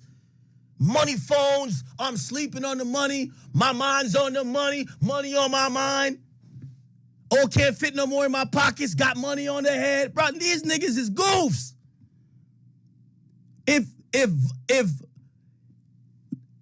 Lil Durk had gave these niggas $500K, trust me, nigga, you would have seen that on the gram. These niggas would have been acting like they're Elon Musk, nigga. You know how niggas are, bro. Niggas flex their baby mama's rent money, nigga. What do you think they're gonna do with $500,000 after they just kill somebody? Nigga, they would have just alerted the feds. How the hell this nigga is flexing $500K? He's never had a job. You're gonna be straight. And somebody said, are we talking like half a ticket or $1 million? And Durk just said, hey, you're gonna be straight. You ain't gonna have to worry about nothing. So basically, apparently all these hitters that got involved in this hit went and did their thing. It sounds like nobody ever got paid. OTF Jam said he never got paid anything by Durk, even though he was definitely expecting something. As far as the murder, he says he was never paid anything. But what is interesting is that he said, all right, because Brian Steele was licking his lips thinking, oh, he didn't get paid, this is going to be lit. But then the feds basically said, but you were expecting something, right? Because that conversation in the studio, people talking about meal tickets and Durk saying you ain't going to have to worry about nothing. He was like, yeah. And then they said, Jam basically said, look, I was never a rapper. I never dropped a verse in my life. And then within a few months of the murder, I was recording my first song, The Federal Freestyle. I got paid $10K for that, and it was on the OTF Loyal Bros album, okay? I think it was Loyal Bros 2. Obviously, I've said before that this album is like the ultimate self-snitching album. It's basically got back-to-back confessions. Booney Mo got a song on there called They Know That We Did It, all right? So that's what was going on, okay? He got his 10K, but apparently everyone was getting finessed. Apparently, two of the other shooters that were there, they were basically on Vonnie's ass talking about when we're going to get paid at the In-N-Out, and apparently Vonnie gave him the slip. He basically put him on the phone with Durk and said, basically, they was asking, yo, Vonnie, are you going to straighten out the money? They got Durk on a FaceTime, and he said, I got them. They're going to be straight. And then they left. So I don't know if Durk ever paid a... See, that's another thing, too. Imagine how, hey, listen, chat. You ever felt finessed by a goofy? So the two shooters, they stay around. They keep hitting Vonnie because now Durk definitely don't want to talk to them, right? Durk is like playing the silent game. Don't call my phone, nigga. Do not call my phone. You just murdered somebody. Don't call my phone. So now you got to talk to the goofy. Chat, When you feel finessed by a goofy, it hurts 20 times more. Vonnie keeps telling him, nah, man, no, we got you, bro, trust, it's hot right now, he got you, nigga, like, he got you, yo, listen, I haven't even been around Smirk like that, chill, like, he got you, nigga, yo, Vonnie, what's good with this, yo, trust me, he gonna sort it out, then, you know, the ultimate one, I bet, I'm gonna call him right now, look, he gonna tell you, yo, Smirk, nigga, I'm with the killer right here, like, yo, he just wanna know what's popping, whatever, you know what Durk told that nigga, nah, tell me good, yo, I got him. That make the killer feel a little bit better. All right, better. Okay, cool. All right. Now he get off Vonnie's ass. Eventually, he don't get paid at all. He start thinking, man, I let this nigga Vonnie spin me like a gig, nigga. The fuck? You got finessed by a goofy. Anything after that, it sounds like Durk might have inferred that people was going to get $500,000 to $1 million for killing Quando, and then basically he just didn't give nobody nothing afterwards. Maybe he thought that was going to be slick, and like, oh, if I promise hitmen something and don't pay them, then are they going to be able to get me? I'm not sure that's really going to fly, but I'm sure if anybody is going to make that point well, it's going to be Brian Steele. But that was pretty interesting. I'm not going to lie. Jam getting 10K to appear on that project definitely was interesting. I thought they were going to play the Federal Freestyle. They didn't play it. They just showed it. They showed the cover art for Loyal Bros 2. And I ain't going to lie, the Loyal Bros 2 cover art was looking sus too. It's just 5 hooded masked individuals. And you thinking, wait a minute, isn't that exactly what was sent to go and kill Lil Pab? So that wasn't really a great look either. I'm not sure if too many people picked up on that. But yeah, you know, this whole thing of the hitmen being paid, and obviously it wasn't mentioned, but even there was a lyric that was shown earlier. You know, Brian Steele lied and said it was Quando when it wasn't. It was another Savannah rapper. But that song where they said, oh, shout out Lil Tim, I mean King Tim, it wasn't Quando. Brian was wrong. But what they didn't draw attention to is elsewhere. He basically said, oh, I heard there's a meal ticket. And obviously the rumor was it was going around pretty much within weeks of Von's death that there was $1 million bounty on Quando's head. So arguably that's been proven to be true, but not many people have pointed that out yet. But anyway, that's my opinion. I'll be back with some more updates for you guys soon. The funny thing about these niggas being hitman for hire, they don't realize 80% of the time the hitman don't get paid. This is why there's no successful Yelp reviews on hitmen, okay? You're a fucking hitman, okay? Here's rule of thumb. If we think the police onto you, nigga, you ain't getting no transaction from my bank account to yours. You ain't getting no meeting, nigga.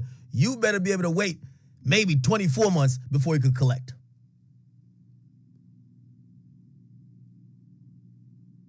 Secondly, nigga, you don't gotta get paid if you're not alive. There's a lot of reasons why the hitman, I've never seen a hitman like, yeah, I got paid in full. Yeah, I got the front end and the back end. Yeah, I got it. Nah, nigga. Half of this is the reason why the nigga is paying you is because he don't want to get caught. So after you do the crime, he's kind of looking at it like, is this dumb, stupid nigga who agreed to do a murder for money, is he going to get caught? Now, if he gets caught, I can't have no association with this bitch ass nigga. He got to go down for my crime. That's how it goes. You know, niggas hire a hitman for the hitman to basically go to jail for him. So that's why Durk wasn't focused on the payment. Nigga, he was focusing on not talking to y'all ass in case he got charged with your stupid ass. Yo, nigga, don't put me on no fucking three-way with that nigga. Call me on a separate phone and then put both FaceTimes together, nigga. I'll talk to the other phone. Yo, why this nigga Jam call me? Yo, Booty Mo, call that nigga. Tell him to stop calling me, man. Yo, can I talk to Smirk? We gonna pull up on Smirk? We gonna hit the studio? Studio? Man, holla at Vonnie, man. So a lot of the Durk fans have been saying there's no evidence, no one was... Here we go. Oh my gosh, so I just heard something crazy in the courthouse about Durk. So Jam, he's on the stand, he's going crazy up there. When Durk allegedly was on FaceTime with him before the hit, Durk told Jam, hey, go crazy. Well, I guess he wasn't expecting him to go this crazy, but allegedly Jam was pissed off about what was going on, you know, with the hit. He felt like Pab was an innocent man. He felt like he had been sent on a dummy crash out mission. He didn't know Von like that. He wasn't part of the beef. He was frustrated and he felt, you know, low-key pissed off with Durk that he had sent him on the hit. He actually allegedly FaceTimed Durk to confront him about this. And he said that Durk answered and he was at his crib with OTF C3, all right? And he said, I asked Blood. He said, I said to Durk, like, out of 1 million people you could have sent on this mission, he said, I just did 12 years. Why you have to send me on that dummy mission with a bunch of people I didn't know? And apparently Durk cut Jam off. He didn't even let him finish. And apparently Durk just responded with, man, you on some police shit. That's a street nigga favorite way of dodging accountability. Man, you on some police shit right now. Man, you on some police shit. That's a legit question. Why did you send me on a dummy mission with the JV team to go murder someone in one of the most known cities in the hottest area on the planet? Why would you send me and bro, you on some police shit right now. I don't know what you talking about. You on some police shit. Click. with a smile, he said, I love you, Jam. He said, y'all didn't hit Quando, but you hit Pab. Pab counts. He was on the internet saying he was smoking on Von. And he can't say that no more. And he was just smiling. He said Pab had been disrespectful about Von's death and that basically it counts. That's apparently what he said. And Durk was smiling at him on FaceTime while that was going on. And what's crazy is Pab later said the reason why he told is because he felt like this whole thing was weighing on his conscience. They killed an innocent man. Pab ain't have nothing to do with nothing, but Lil Durk allegedly didn't see it that way. Now look, if you've seen the long 4-hour documentary I did probably like 2-3 years ago now, I've known about this case for a very long time. I did a documentary called Demon Slayers, all about King Von and Lil Tim and all of the things that have been going down in Savannah, Georgia before this happened. If you've seen that, you'll know that no disrespect to Lil Pab or his family, but you know, he was on a Clubhouse call with OTF members dissing them. He put up a few tweets that were kind of making fun of King Von. Oh, y'all remember this? What the fuck? What's happening? Oh. Lil Pab. Yeah, Lil Pab was on Clubhouse with some. Here we go. And he was trolling OTF a bit. Man, you always telling about somebody your motherfucking boy. He ain't JOG, so he ain't your motherfucking boy. Yeah, that's my man. Okay, so they got Varney up there. You know, Varney's OTF. He's on the OTF side. Corn, I thought you just said if a nigga ain't NBA 16. Man, guys. So they trolling OTF by letting Varney come up, and basically, you know, Pop is like, man, who the fuck is this nigga?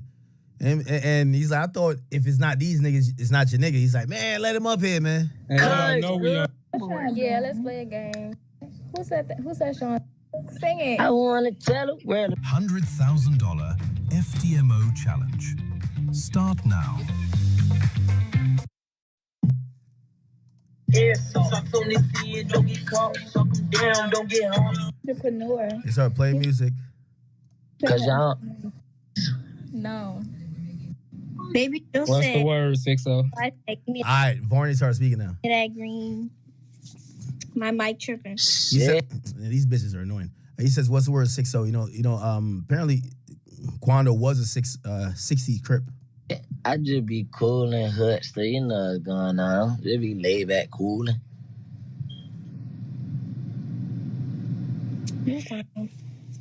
We gonna link real soon though. For sure.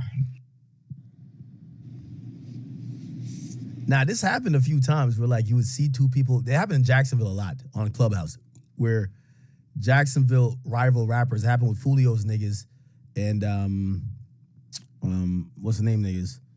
Young and Ace niggas. They would be on there just arguing though. On this shit, cause there ain't nothing to do. Lord. The mall closed. Niggas done been on fucking Clubhouse Free to go. Hey, we gotta bring the gang up. Hey, man. that nigga Bring Chris DaVinci up. That nigga love Bernie got a missing teeth though. Yeah, I got shot in my mouth. Wow, what you say, Bob? Swear to God. Yeah, I do. I got shot in my mouth. Hey. You did? You got what? I got shot in my mouth. He don't even need a bill. Damn. He don't even need a bill Clubhouse talking reckless. He already got his lesson. Man, chill, bro. No, You see, that was Pop. That's Pop trolling Varney. Sent the message.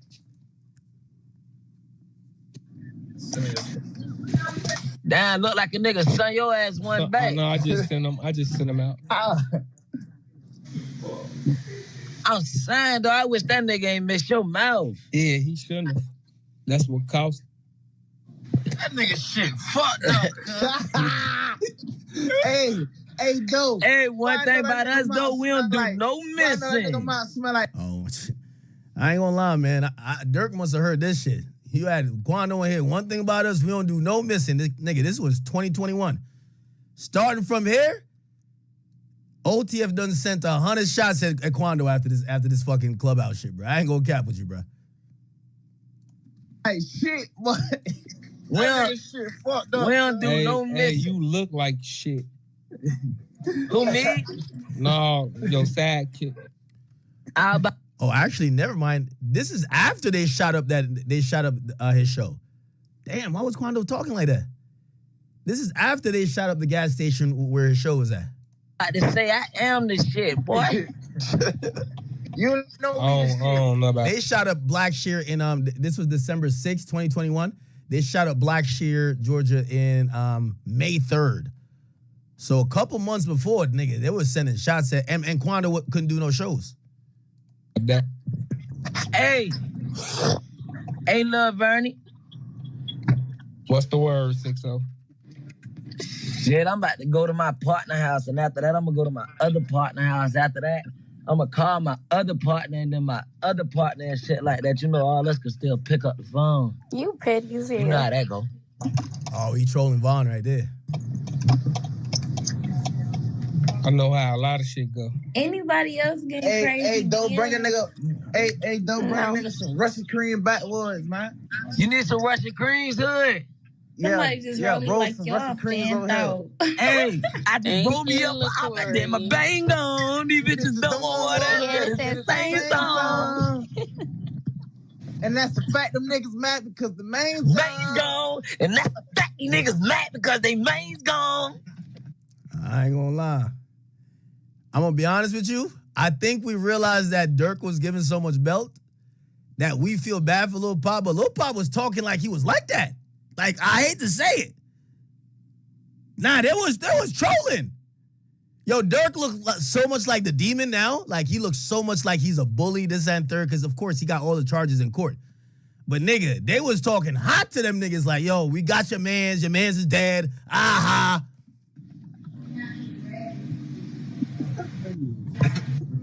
I this bitch and spray this bitch without no aim on. I rather roll the op up purple, baby, smoke like Zaza. God damn, Lil Vernie, y'all can't stop the rain. Oh shit! Oh shit! Now we gotta be honest though. You know what came from that? Nigga, Durk applied so much belt that flags got dropped, man. I ain't gonna lie. There was a lot of laughing on that clubhouse still. There was a lot of laughing on that clubhouse. I forgot that Quando was trolling because once Quando got on his shit like, man, big bro, I'm dropping my flag, big bro. I forgot that he was kind of with the bullshit too. Y'all remember this? This was when like he couldn't do shows. Like he was popping it. Look. Show, dog. Hey, y'all boys come cancel the show, dog. Hey, y'all boys come right here. Man, no bitch ass nigga need to stop posting so we can do a show. Fuck that bitch ass. Come out that whole ass police shit, cuz. For real, nigga, we ain't fucking no smoke. Pussy ass nigga. That shit got me low, cuz. Oh, cuz. Nah, I ain't gonna lie, man. All I'm gonna say is that I think we look at Durk in a different league at this point, man. I think we thought Durk was like doing some bullshit. I think we thought Durk was just doing some bullshit. I think Durk on timing. Oh shit, no. Man, I'm Lamar around this motherfucker, nigga. Hey, Look at you sounding like the Mr. Temptation. I'm telling you, Crazy boy. ass motherfucker. Boy, this the biggest mob in America, boy. 33rd baby mom. Nah, that's crazy. Anyway. And he was standing on business with the Rolling 60s in Savannah, Georgia. He had his own RICO case that he was going to be facing. If Pab was still alive, he might have been facing these RICO charges to do with a car theft ring. That's no disrespect. That's not to say that he deserved it. He wasn't there when Von got killed. And this didn't sit right with Jam. Apparently, basically, Jam kind of thought, like, this isn't what I called about. He was surprised that Durk was talking so hot on that phone. He said, I called to ask why he put me in a situation with goofy dudes that I didn't know. And then he just starts talking about, yeah, I love you. Like, you didn't hit Quando, you hit Pab, it counts. He was on the internet saying... Yeah, that's another thing too. Apparently, Durk started berating these niggas a bit. Like, yo, man, y'all stop calling my phone on some bullshit. Y'all ain't even hit the nigga I wanted, nigga. Didn't he have a song? He said, I want the one that I paid for, nigga. That's like Durk started popping it at his guys.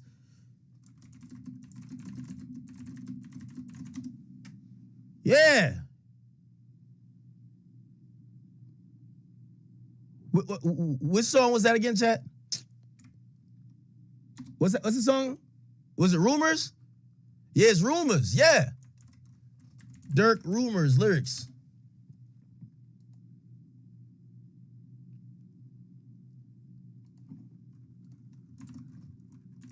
No, it's not this song. What the fuck?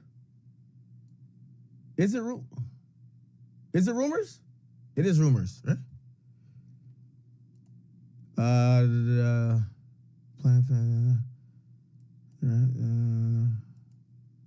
Wait, why can't I find it? Oh no, it's the one with Gucci Man. My bad. Durk Gucci Rumors. Yeah, Durk Gucci Rumors, or Gucci Rumors featuring Durk. Them niggas get on your ass. You see, them niggas get on y'all ass. Y'all play with me like I ain't worse. Trying to gossip up to these blogs like y'all ain't say my name first. He a junkie. He ain't shot his gun yet. He blaming perks. Shot a video and had a shootout in the same shirt. What you know about popping out and they trying to hit they face? Have you heard about this prediction market, Kalshi? Yeah, lets you trade on anything from sports to culture. What about UFO sightings? Can't just leave them like that. The fuck? Durk was popping it. Remember, they shot at Quando. Well, actually, I'm gonna be honest though. That was before Pop died though. That was before Pop died. But this was his demeanor though. So again, I don't want to confuse timelines because it said the release date of the song was January 2022. Pop ain't died till like August. Pop died in like August. Feel me? 2022. But he dropped this song, and you heard what he was saying. Yo, nigga, I don't want the one you caught, nigga. I want the one I paid for. So you can imagine Jam calling him like, yo, bro, why you send me on this hit with these brute first, nigga? Like, what's up? You know, first of all, Durk is probably like, this killer just called me on his hot ass phone. Yo, I love you, brother. I love you, man. I'm gonna talk to you later. Click. And he spoke, so he was just like, what the hell? Like, I didn't understand. He said, I wasn't close enough to Flocka to be doing that with him. He sent me out there with goofies that I didn't know. He said, Flocka is the other dude. So we got, just wasn't feeling it. He said that he basically kind of just went along with it. He said, yeah, he agreed with what Durk said about Pab and got off the phone, and that was it. And he said, I didn't get no payment for this. I just thought, what the hell? Like, this is just nonsense. So, yeah, I think Lil Durk was obviously happy about what went down, but the way Pab saw it, he'd been... So that's what I was saying. Remember I say he didn't really know these niggas? So when he's saying, remember he trying to bring Malcolm or whatever that nigga name is. So Jam was supposed to bring a nigga with him. He tried to bring like a nigga that was his cousin. The nigga say he don't got no ID. So they told him, nigga, bring somebody, nigga. Like, yo, bring somebody from around the way. He bring Keith Jones. That's Flocka. By the way, Flocka is snitching, nigga. Like, Flocka's snitching too. But I guess this is what Jam is saying.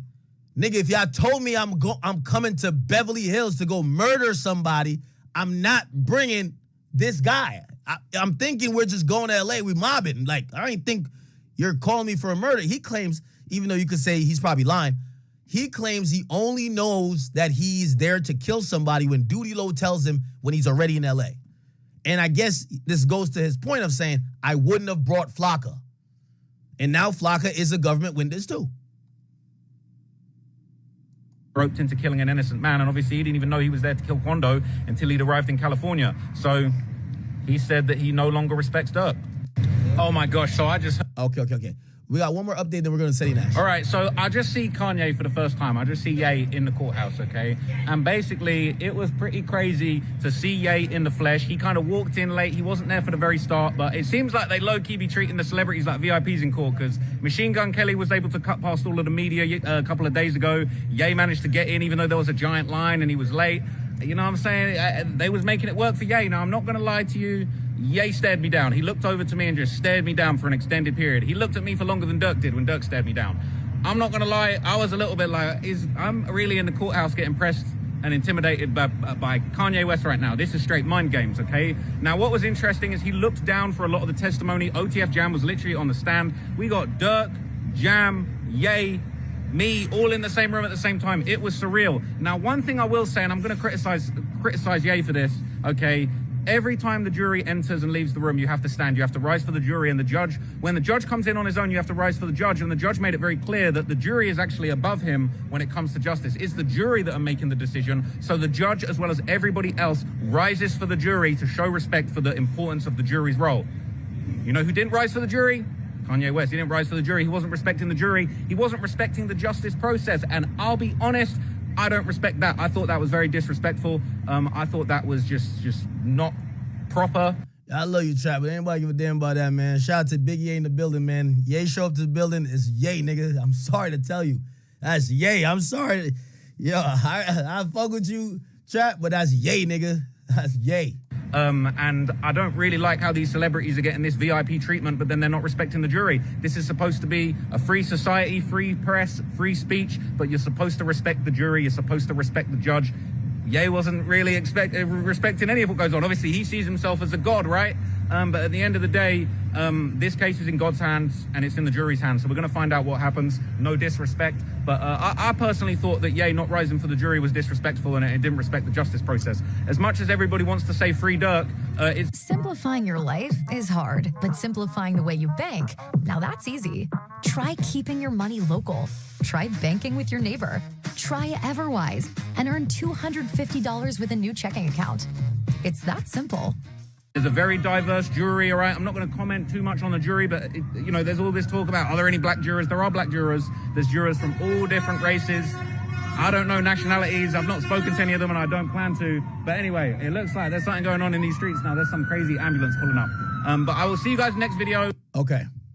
Seti Nash got a bunch of updates. Here we go. Seti Nash. All right. Seti popping out. To go viral, bro. This shit about to go viral. So you got Jam, who basically told the whole entire thing. They basically got away with it, bro. They literally basically got away with it. Jam got pulled over, had a gun on him, and basically wrote a note. The note literally reads, I know about murders. I don't want to talk on camera. I know a lot. Then we ended. Did they really get away with it, though? It felt like the feds kind of knew. It's just that they needed people to flip, like, for sure. And we don't know if Jam is the first person to flip. Before lunch with the damn lawyer saying, do you still got love for Lil Durk? He gonna say, yeah, I love Lil Durk. But, you know, what Lil Durk did was selfish. What Lil Durk did was basically put me in a situation with people I don't know, you know, with cats I don't even know. When we went and slid for Vine, I didn't even know Vine. If it had been like Booney Mo, then it wouldn't have been no problem and all that. And then he said he had no reason to do this. And he said he still got love for Durk. He was there for me, and I feel bad, and I know he hate me, but I still got love for Durk. Bruh, how you love me and all that shit, but you just trying to throw me up under there. And here's what's crazy. He said he feels bad for sliding on Quando Rondo and all them, but it's some more shit to get into. To go viral, bro. This shit about to go viral. So you got Jam, who basically told the whole entire thing. They basically got away with it, bro. They literally basically got away with it. Jam got pulled over, had a gun on him, and basically wrote a note. The note literally... Okay. So, Money Duke and goddamn Lil Durk get into it about them not sliding for Vine. And Money Duke basically like, man, y'all ain't sliding for Vine. Y'all ain't did shit for Vine. All of this shit. And then Money Duke basically was talking hella shit. And he got on group chat, texting everybody, talking hella shit. So, popping up on my shit right now. Shout out. So anyways, goddamn Money Duke and them, they get on group chat with DD and what's cuz name? With DD and Jam and Durk, and they all talking shit. And Jam like, nigga, we gonna go to war with the audience. Fuck them. Nigga, hey, bro, y'all ain't slide for Vine. The Money Duke like, nigga, y'all didn't slide for Vine. Y'all didn't do shit for Vine, bro. So, nigga, fuck y'all. And so it just go off like that, bro. So you mean to tell me O-Block and Lamron was basically going to go to war for not sliding for Vaughn, bro? Crazy shit. Keeps tuning in. I'm about to update the shit out y'all. Here we go. We found out that Braids, the Braids motherfucker, he lied in his testimony. I done piece the shit out of him if I'm Brian Steele, because Braids lied about the cameras and said that, hey, bruh, we didn't have cameras and all this shit. No, literally, they could have audio recorded it because Jam the one who said no video cameras. That's the reason why. So if you was such a head honcho on all this shit, how you didn't read the note about the person who said, hey. No, this is, I think Seti Nash is wrong here. I'm going to tell you why. The 30 times was not with detectives. The 30 times, the majority of times, was with the AUSA. The way how cases work, the detective or the agent starts the investigation, gathers probable cause. In this situation, a U.S. attorney, because it's feds, they have to sign off on it. But once it's there, it's in the feds' hand. The feds always have to be prepared to go to trial. That's why they sign off on cases. The state, they got to take any case, even if it's bullshit. The feds pick their cases. So after they pick their cases, they're gonna work. Yo, come meet with us. They're not detectives. They're lawyers. Okay? They're lawyers. So the 30 meetings is a mix between FBI agents and AUSA.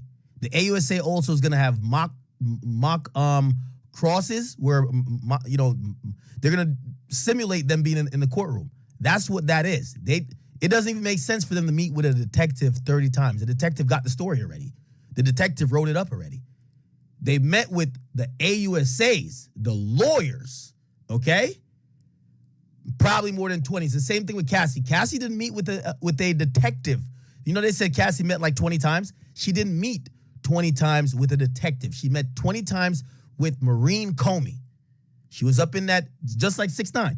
After 6ix9ine shit goes through, he's meeting with when he decided to testify, he said he slept in the prosecutor's office, not detective's office. You are working with their lawyers to prepare for their case. That's it, okay? So while preparing for their case, they're not going to record that. So that's where I think Seti Nash has it wrong. Now, you have to note that you met with the person. It has to be noted. In discovery, you have to say, we met with this witness that we plan to call this amount of times. But as long as they don't use a quote that emanates from one of those times that there's no recorded or documentation, there isn't procedurally, they're not doing nothing wrong. Now, could you bring it up in trial and say, yo, Cassie met with the lawyer 20 times. This person met with the prosecutor 20 times. But yeah, that's the thing. It's not, I think Seti is having the misunderstanding that Jam met with the detectives or the FBI agent 20 times. No. Once he probably met with them probably like 3 times. They already got the story. They passed it on to the U.S. attorney. The U.S. attorney's now working on a case. The U.S. attorney is also going to work on an indictment. So that's why they're going to be like, yo, we need you to come meet. Those are not going to be recorded. Hey, bro, I'm finna come snitch. Just don't bring no videos. If he would have said, bro, hey, man, I'm not gonna snitch if y'all bring cameras, that's one thing. But he said they didn't bring them for a whole entire different reason. Say to him, we got way more coming out because, man, this shit is crazy. They talking about, hey, bro, Lil Durk was buying hot cars for everybody, but there's a bombshell that happened too. They say, Jam say, niggas didn't get paid for sliding for Vaughn. For sliding for Vaughn outside of LA. So they really destroying the murder for hire part because they basically come out and say, that's not true again. Love you said it, but it's not true. You don't have to pay the person for it to be murder for hire. It needs to be a contract. The payment does not have to be delivered. There doesn't even have to be an attempt to pay. If I tell you commit this crime for $1 zillion, I don't even have to have the money. As long as the reason why you're doing the crime is understood between me and you that you're doing it for the hopes of compensation, that's murder for hire. You do not got to get paid. Okay? So I need you guys to understand as we cover this trial. Payment is not a requirement for a conviction.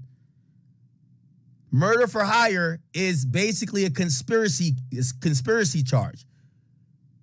And when you're proving conspiracy, you always got to prove that there is an agreement. So the agreement of compensation. And compensation doesn't only have to be money. I know it says murder for hire, but promising career advancements, promising, oh, you know what, you could further along these other endeavors. That's still murder for hire. If the incentive to do murder is associated with any type of compensation. Yo, if you kill this nigga, I'll give you my old car. That's murder for hire.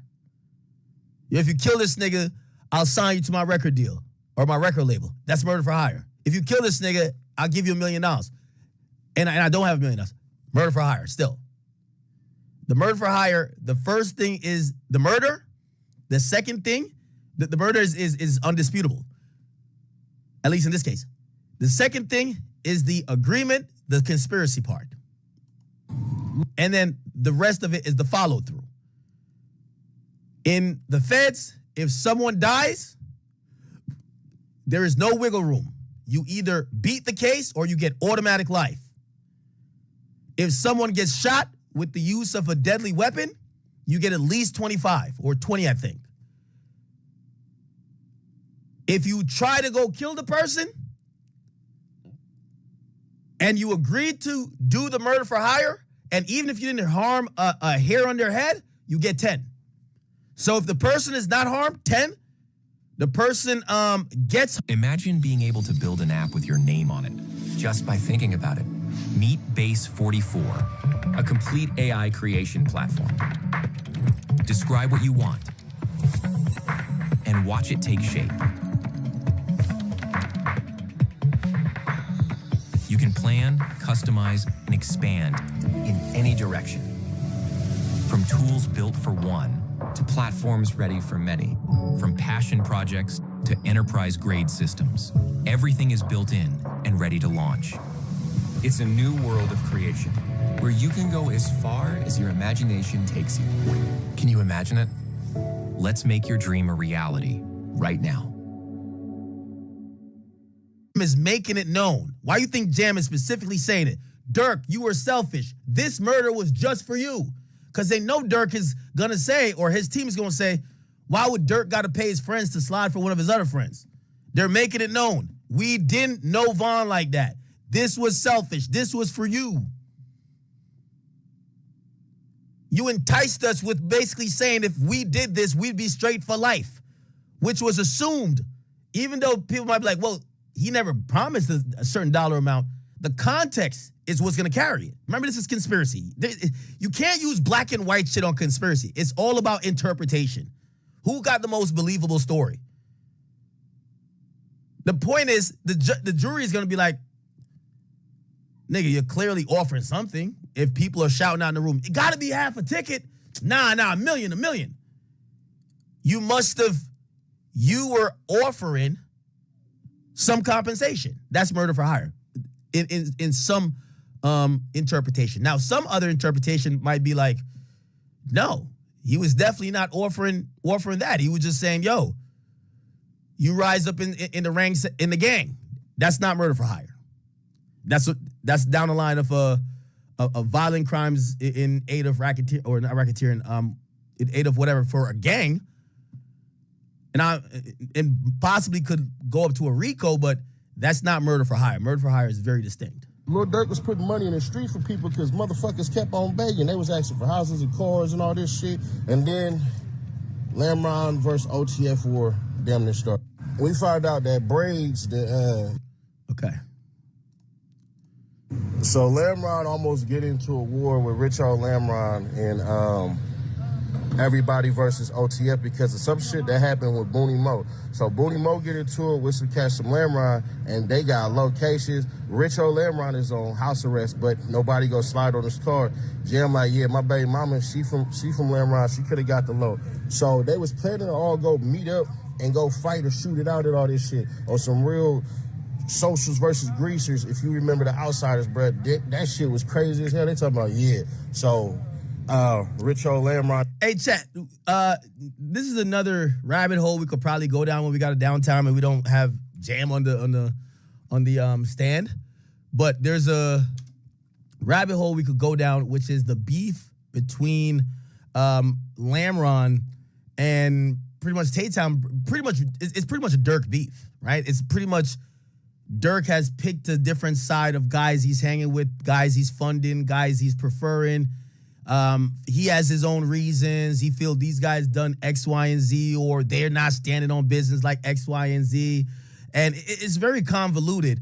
But, you know, it does get to a point where Durk had like an unreleased track where he was supposedly like dissing them. I think this is not AI too. But there was an unreleased track where he was like dissing or like, you know, dissing the Lamron.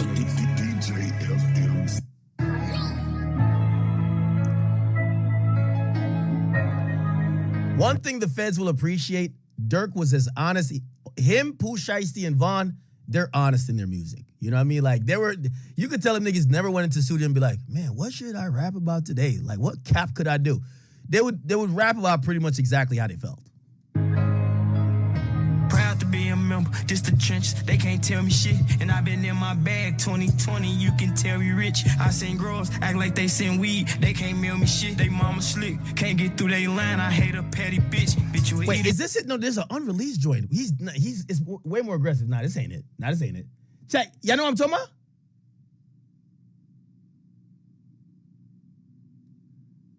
Nah, there's a, fuck. Because he calls out names on there too. Y'all know what I'm talking about?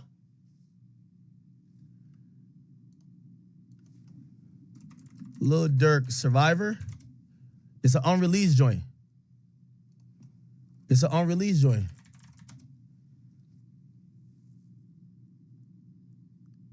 Oh, let me see. I'm talking about the niggas I used to call my brothers, like niggas I used to send money to, niggas I used to. I ain't even cap, I used to let them niggas sit in the back seat, you hear me? Right behind my motherfucking chair, nigga. That's how much I used to trust your bitch ass, man. You'll notice about the song, he's super upset. Very upset. Just to love your ass, man. And I'ma have a little baby threaten them dust your ass, nigga. Wait, you gonna have Baby Threat do what? Oh, hell no. That's probably the wrong shooter to call out, man. And I'ma have a little baby threaten them dust your ass, nigga. Nigga, please, I gave you 100, they ain't give a sleeve. Jesse, please, act like you so solid, but you bit the cheese. Richo, please, I'm the one who sent money, nigga, go check receipts. Me and Boone so deaf, ain't trying to talk, they trying to get to Steve. Must don't know what happened, you run your mouth too much, you FED. Same ops used to make you change blocks, made you play Mr. Freeze. Talk about me through the city like I ain't smirk, I ain't saying that I'm a chief. Went to war with the whole world, asked Murder Man, he was out to sea. Could've been shot in my back, but they was so scared, cause Lil Rob shot for me. Hang with wolves, I just don't speak on y'all, you niggas led back sheeps. Nigga, I'm a provider, you did an interview, just show receipts. Yeah, I'm a rapper, I done forgot who I was when Lil V lost his knee. Won't subscribers fuck me up, 2 killers told me click the link. Hit the group chat and I show my brothers, they don't know what to think. Yeah, that's when niggas started doing interviews and shit like that. He said, you want subscribers and fuck me up. 2 killers told me to click the link. They don't know what to do, they don't know what to shoot, they don't know what to do, they don't know what to shoot. I'm a survivor, I will not give up, they cannot stop us, ride with my chopper. I'm a survivor, thought you was my partner, he ain't even shot none, I still gave his props up. I'm a survivor, did it without. And then he got, yeah, Durk was really still beefing with his hood, my nigga. Like, shit was crazy. Hey, this shit like video, you hear me?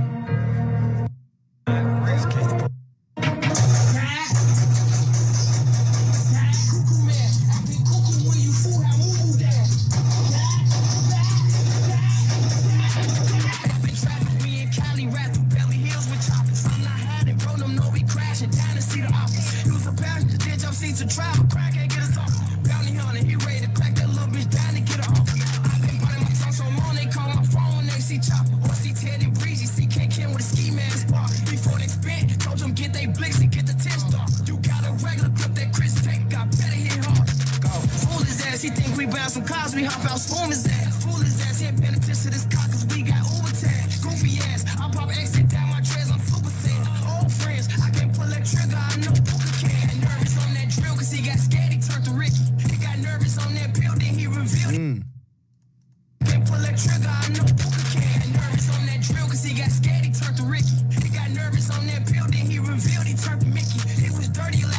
Nah, this ain't the one. No, I think it's Survivor. I think it was Survivor and shit. Anyway. But yeah, there was a whole beef. And them and hella Lamron members was up there dissing the shit out of Lil Durk and everybody, saying they ain't did this and they ain't do that and all this shit, bro. And basically, cats was hot. They was pissed the hell off. So they like, Jam told Durk, hey, nigga, don't respond to these niggas no more on social media. Nigga, we finna war. We finna thug it up. Fuck these niggas, bro. Hey, nigga, give me the car and I'll go. RaySkillmanCars.com. Let our family help your family find your new car. Shop from over 4,000 new. Lamron almost get into a war with Rich. So the Quando Rondo shooting ends up happening like this. They basically get Quando Rondo's location. They pull up.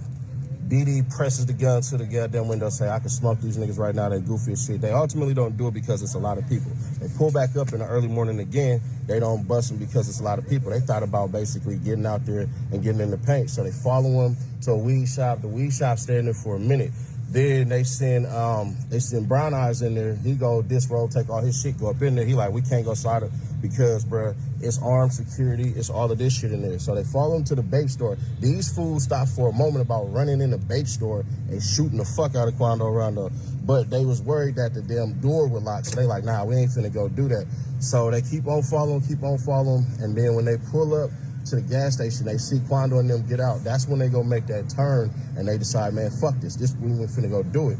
But they say, I can't remember, Flocka basically fucking shot first, his gun jammed, and then he said that Flocka had the Beretta and that he shot his shit like 4 times, and Flocka had shot the shit over Brown Eyes' head, so they start arguing and shit about this, why they shooting the fucking gun and shit. Like, nigga, you almost fucking blew my head off. All this shit. So they get back in there and they get rid of the goddamn stolen car. They park the... Chat, it's the rookie team. Didn't I tell you? The shooters is Brown Eyes, Flocka, and Jam. First things first, Brown Eyes is the first nigga out the car. He's fast. He starts shooting too quick. They didn't get a chance to run down on them closer. Jam is like, fuck, I wanted to walk him down or at least get closer, but now this nigga find bullets from there. I can't go in front of the bullets, so I gotta shoot from here. Then the other dude, Flocka, he come out, he don't know how to use the gun, kind of. The shit Jam, oh shit, he fired 1 bullet, almost even shot the other nigga. He trying to work the gun, what the fuck? Let's get back in the car, man. Let's get back in the car. Let's get back in the car. These guys is the rookie squad. One having a gun, a malfunction. He hitting the gun. What the fuck? What the hell? He almost shot his man. The other guy, he got the switch just going crazy. The gun leading him.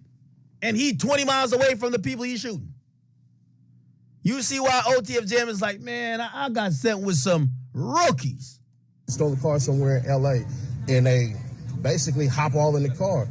So everybody in the car, nigga, we talking niggas 6'5", fat ass fucking Jam, all of these people and all that. They all in the cars basically doing that shit. Then they get into the car, they go to In-N-Out. But when they go to In-N-Out, they see 2 cops there. And fucking Jam damn near freeze up like, man, fuck, maybe they see me because of my shoes and all this shit. So that ain't what end up happening. They get food from In-N-Out, then they get a Sprinter back to San Diego, and they get the hell out of there. But they throw away they shit as far as the guns. I mean, basically, long story short, they do that shit. So when they did all this, they say that Durk was on the phone with them in the car, but he couldn't see Durk on the phone because he's laid over. Jam fat ass is laid over 3 dudes in the back of this car. And they driving basically to In-N-Out. They get a driver to take them from In-N-Out basically to San Diego. But here's the crazy part. All that bullshit about, they met up with Durk or any of that in L.A., they never met up with Durk in L.A. That didn't even happen. So that's a big-ass lie. I'm finna go back in this motherfucker. But, hey, Seti Nash, make sure you follow. So Okay. Nothing up with Durk.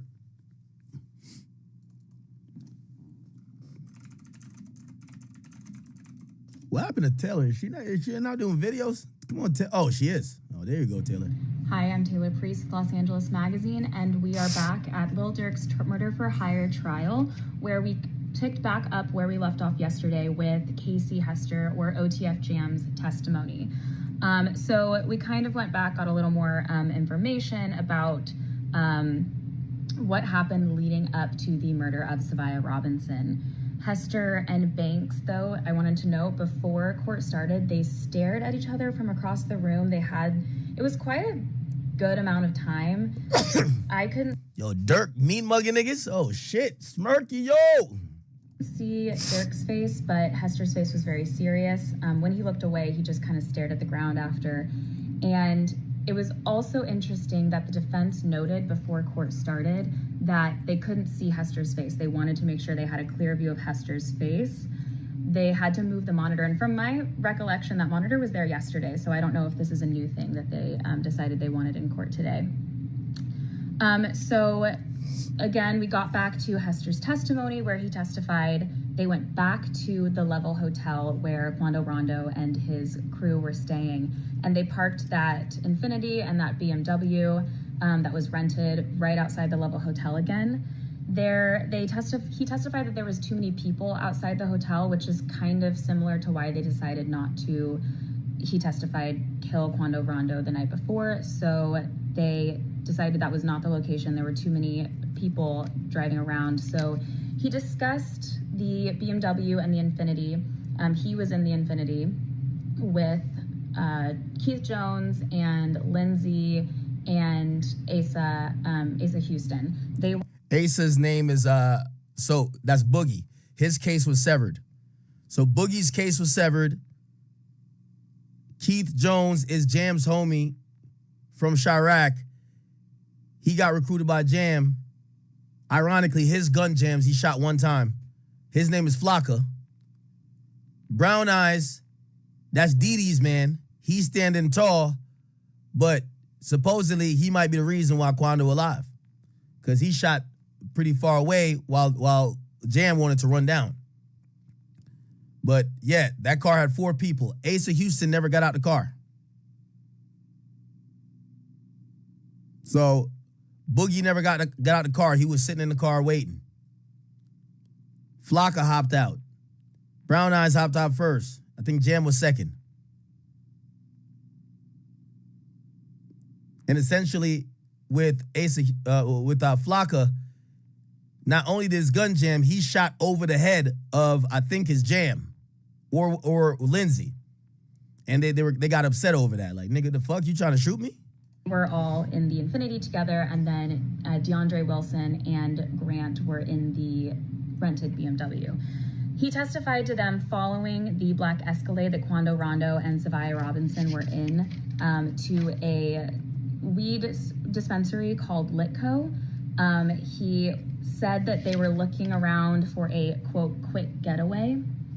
He then discussed, he said they were on the phone the entire time, the Infiniti and the BMW. They were... Yeah, I figured that. I figured they were either on the phone or they dropped a pin or they were sharing location.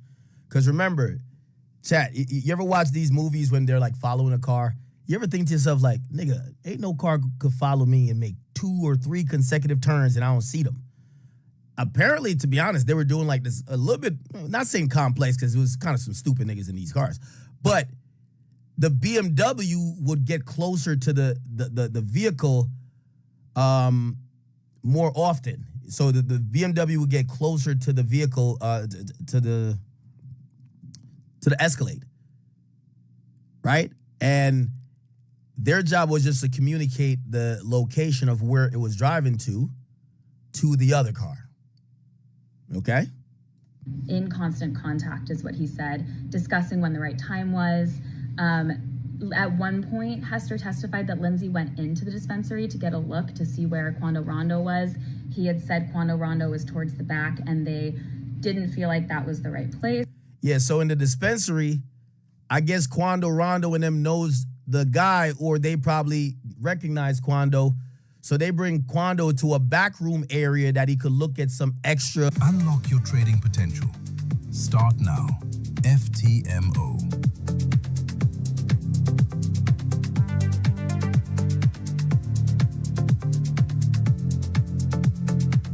Store where everybody would be. So they're like, fuck, we don't want to do it here. Okay? So they then followed the black Escalade to a clothing store in Beverly Hills, and there Hester testified that they were on the phone talking about how they were worried that door of the clothing store had an automatic lock on it and they didn't want to be stuck, but they allegedly considered going inside and shooting Quando Rondo there. He states multiple times that he does not know Los Angeles. He doesn't know the area, so he can't speak to where they're at most of the time, but he said Now, another reason why, to give you more context, why they couldn't do it at the dispensary, okay? Another reason they couldn't do it at the dispensary is that dispensaries in Los Angeles, if they're legal, they're required to have security personnel. Do dispensaries in Los Angeles have security? Yes, licensed dispensaries in Los Angeles must have security on site. On site. So usually you'll see an armed person there. And I think they were realizing if we going in to go shoot a nigga, we want to make sure there's not somebody there that could shoot one of us. So they don't go there. Okay? A weed dispensary called Litco, asking when the right time was. Then they think about going to vape. At one point, Hester testified that Lindsay went into the dispensary to get a look to see where Quando Rondo was. He had said, "Oh, somebody's mentioned in the chat, Cali Cuh, what up, man?" He says, they not only got security, they got auto lock doors. So if you're thinking about venue or place to go kill somebody, you don't want to go there because if they hit the auto lock doors, you're probably fucked. Somebody said, bro, let her speak for herself. No, I'm giving context to some of these things. Again, you guys, at a certain point, you start hearing the same info more and more. It's for us to try to decode it, to figure out damn, why didn't they do it in that spot? Okay, now you get the more info. That's what we're trying to do here, okay? Said Quando Rondo was towards the back and they didn't feel like that was the right place. So they then followed the black Escalade to a clothing store in Beverly Hills, and there Hester testified that they were on the phone talking about how they were worried that door of the clothing store had an automatic lock on it and they didn't want to be stuck, but they allegedly considered going inside and shooting Quando Rondo there. He states multiple times that he does not know Los Angeles. He doesn't know the area, so he can't speak to where they're at most of the time, but he said he remembers the hotel, he remembers the weed dispensary, he remembers the clothing store, and the next thing he remembers was getting to that gas station adjacent from the Beverly Hills, the Beverly Center. He even says at one point he doesn't even know what the Beverly Center is until his attorney tells him what it is. So he explains this even in the getaway that he doesn't know the area. So once they get to the gas station, he testifies that they drove next to the Escalade. He even says that a tall person got out of the black Escalade and saw their car. And then they drive around Houston. Asa Houston was driving the Infiniti. He said he knew the BMW, he didn't know where, but he knew they were in the area. And that the white Infiniti drove around the gas station. And that is when he described Lindsay jumping out of the car, moving very quickly. So him and Keith Jones were following after. And he said he's used to, this is a quote, he's used to walking on people. And so he was expecting, he testified, to get closer to Quando Rondo before they committed this shooting.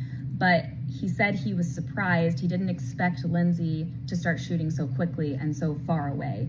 So Lindsay, he said, threw him off, and then they all began shooting at this black Escalade. And the prosecutor asked him, were you worried about shooting at gas pumps? Were you worried about an explosion? And he very quickly was like, no, they were not concerned about that.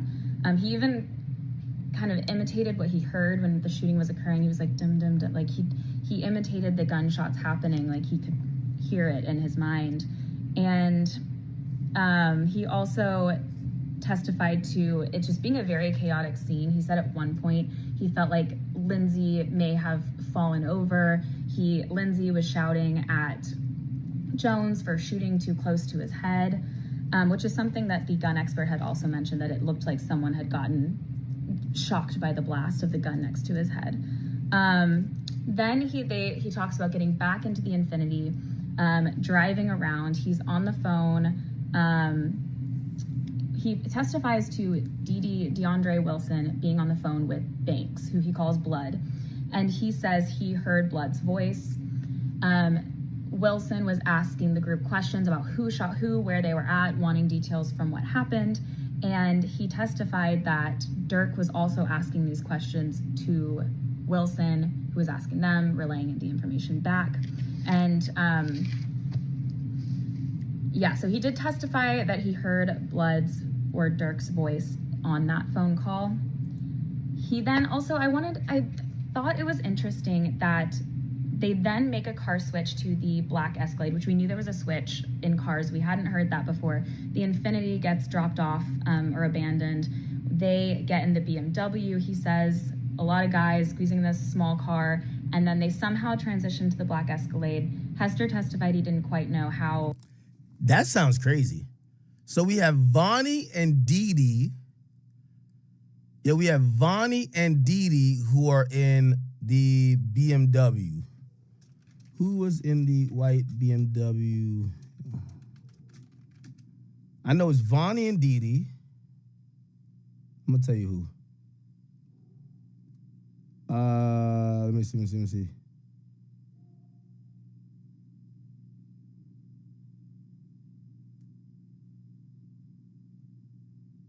I thought there was a third person in there. Well, okay, Vonnie and Dee Dee, but regardless, it's a BMW. The amount of people that was in the other car is 4 people. Asa Houston, Lindsay, Flocka, Keith Jones, and OTF Jam. All 4 of them, if they left the hot car, which is they left the fucking, what do you call it again? The Infiniti, and they jump into the BMW, all of them had to fit in the back seat. So it looked like Jam's fat ass just like start laying on his niggas type shit, you know? They got there, but they get in that car, and the prosecutor was very specific. Was there a partition? Could the driver hear you? And he said there was not a partition.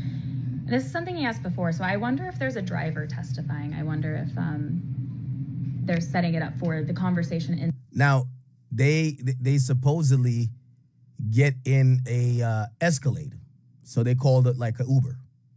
Okay.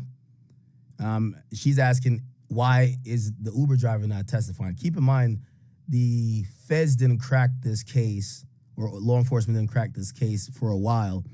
So that, a Uber driver might have several hundred rides in a week.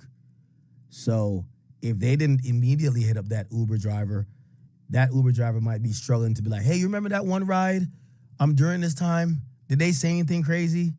It might not, And the Escalade could be heard. This is also the same Escalade that ended up driving them to the San Diego airport that night to fly back to Chicago. He then talks about how he need to hire right away. Very mad. He felt like the shooting had nothing to do with him. He called it, quote, sloppy. He said, in my eyes, this guy was innocent, and he didn't know at that point. He testified that it was Robinson who was hit, but he said even Quando Rondo, like, he had nothing to do with this beef. He didn't know King Von very well. He didn't know Quando Rondo. He didn't feel involved, and that came up a lot. He said he had a lot of negative feelings towards that. He also said he felt Durk was, quote, selfish in asking him to be a part of this. Having him be a part of this, allegedly. And then he also has this quote where he said it's his first time being a free father to my son. And he testifies about how he just didn't feel good about what happened afterwards. Before we broke for lunch, before we broke for the morning break, he testified, his last testimony was that he was never offered payment before committing the shooting.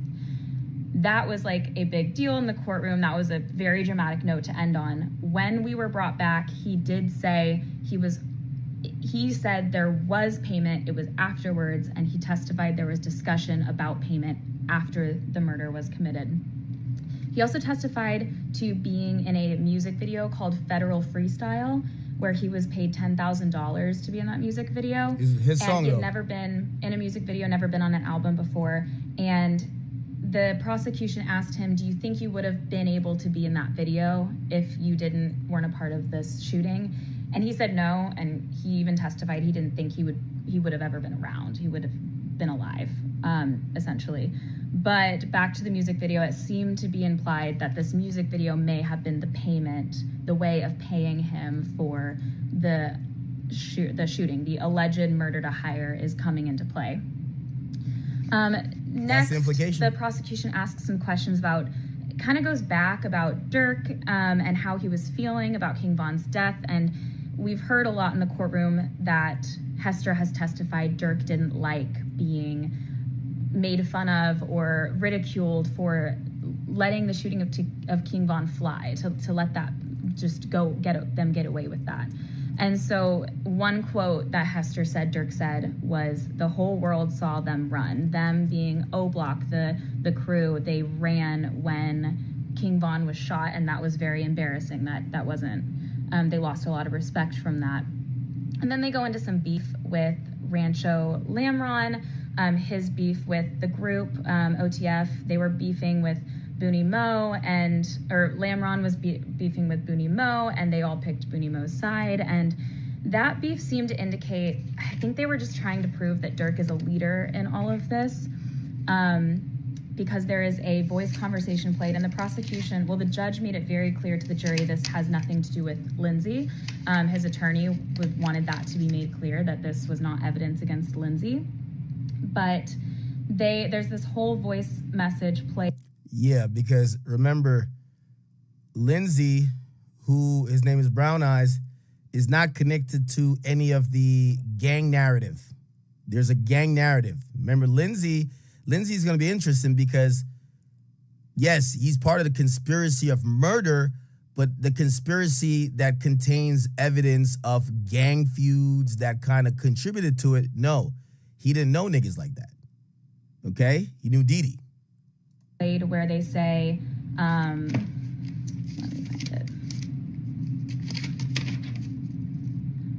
it. Blood wants shit to go right. People call him for money. It was all about how Blood was supplying the cars. Blood wanted to make sure that things didn't go awry on this alleged plot against Lamron.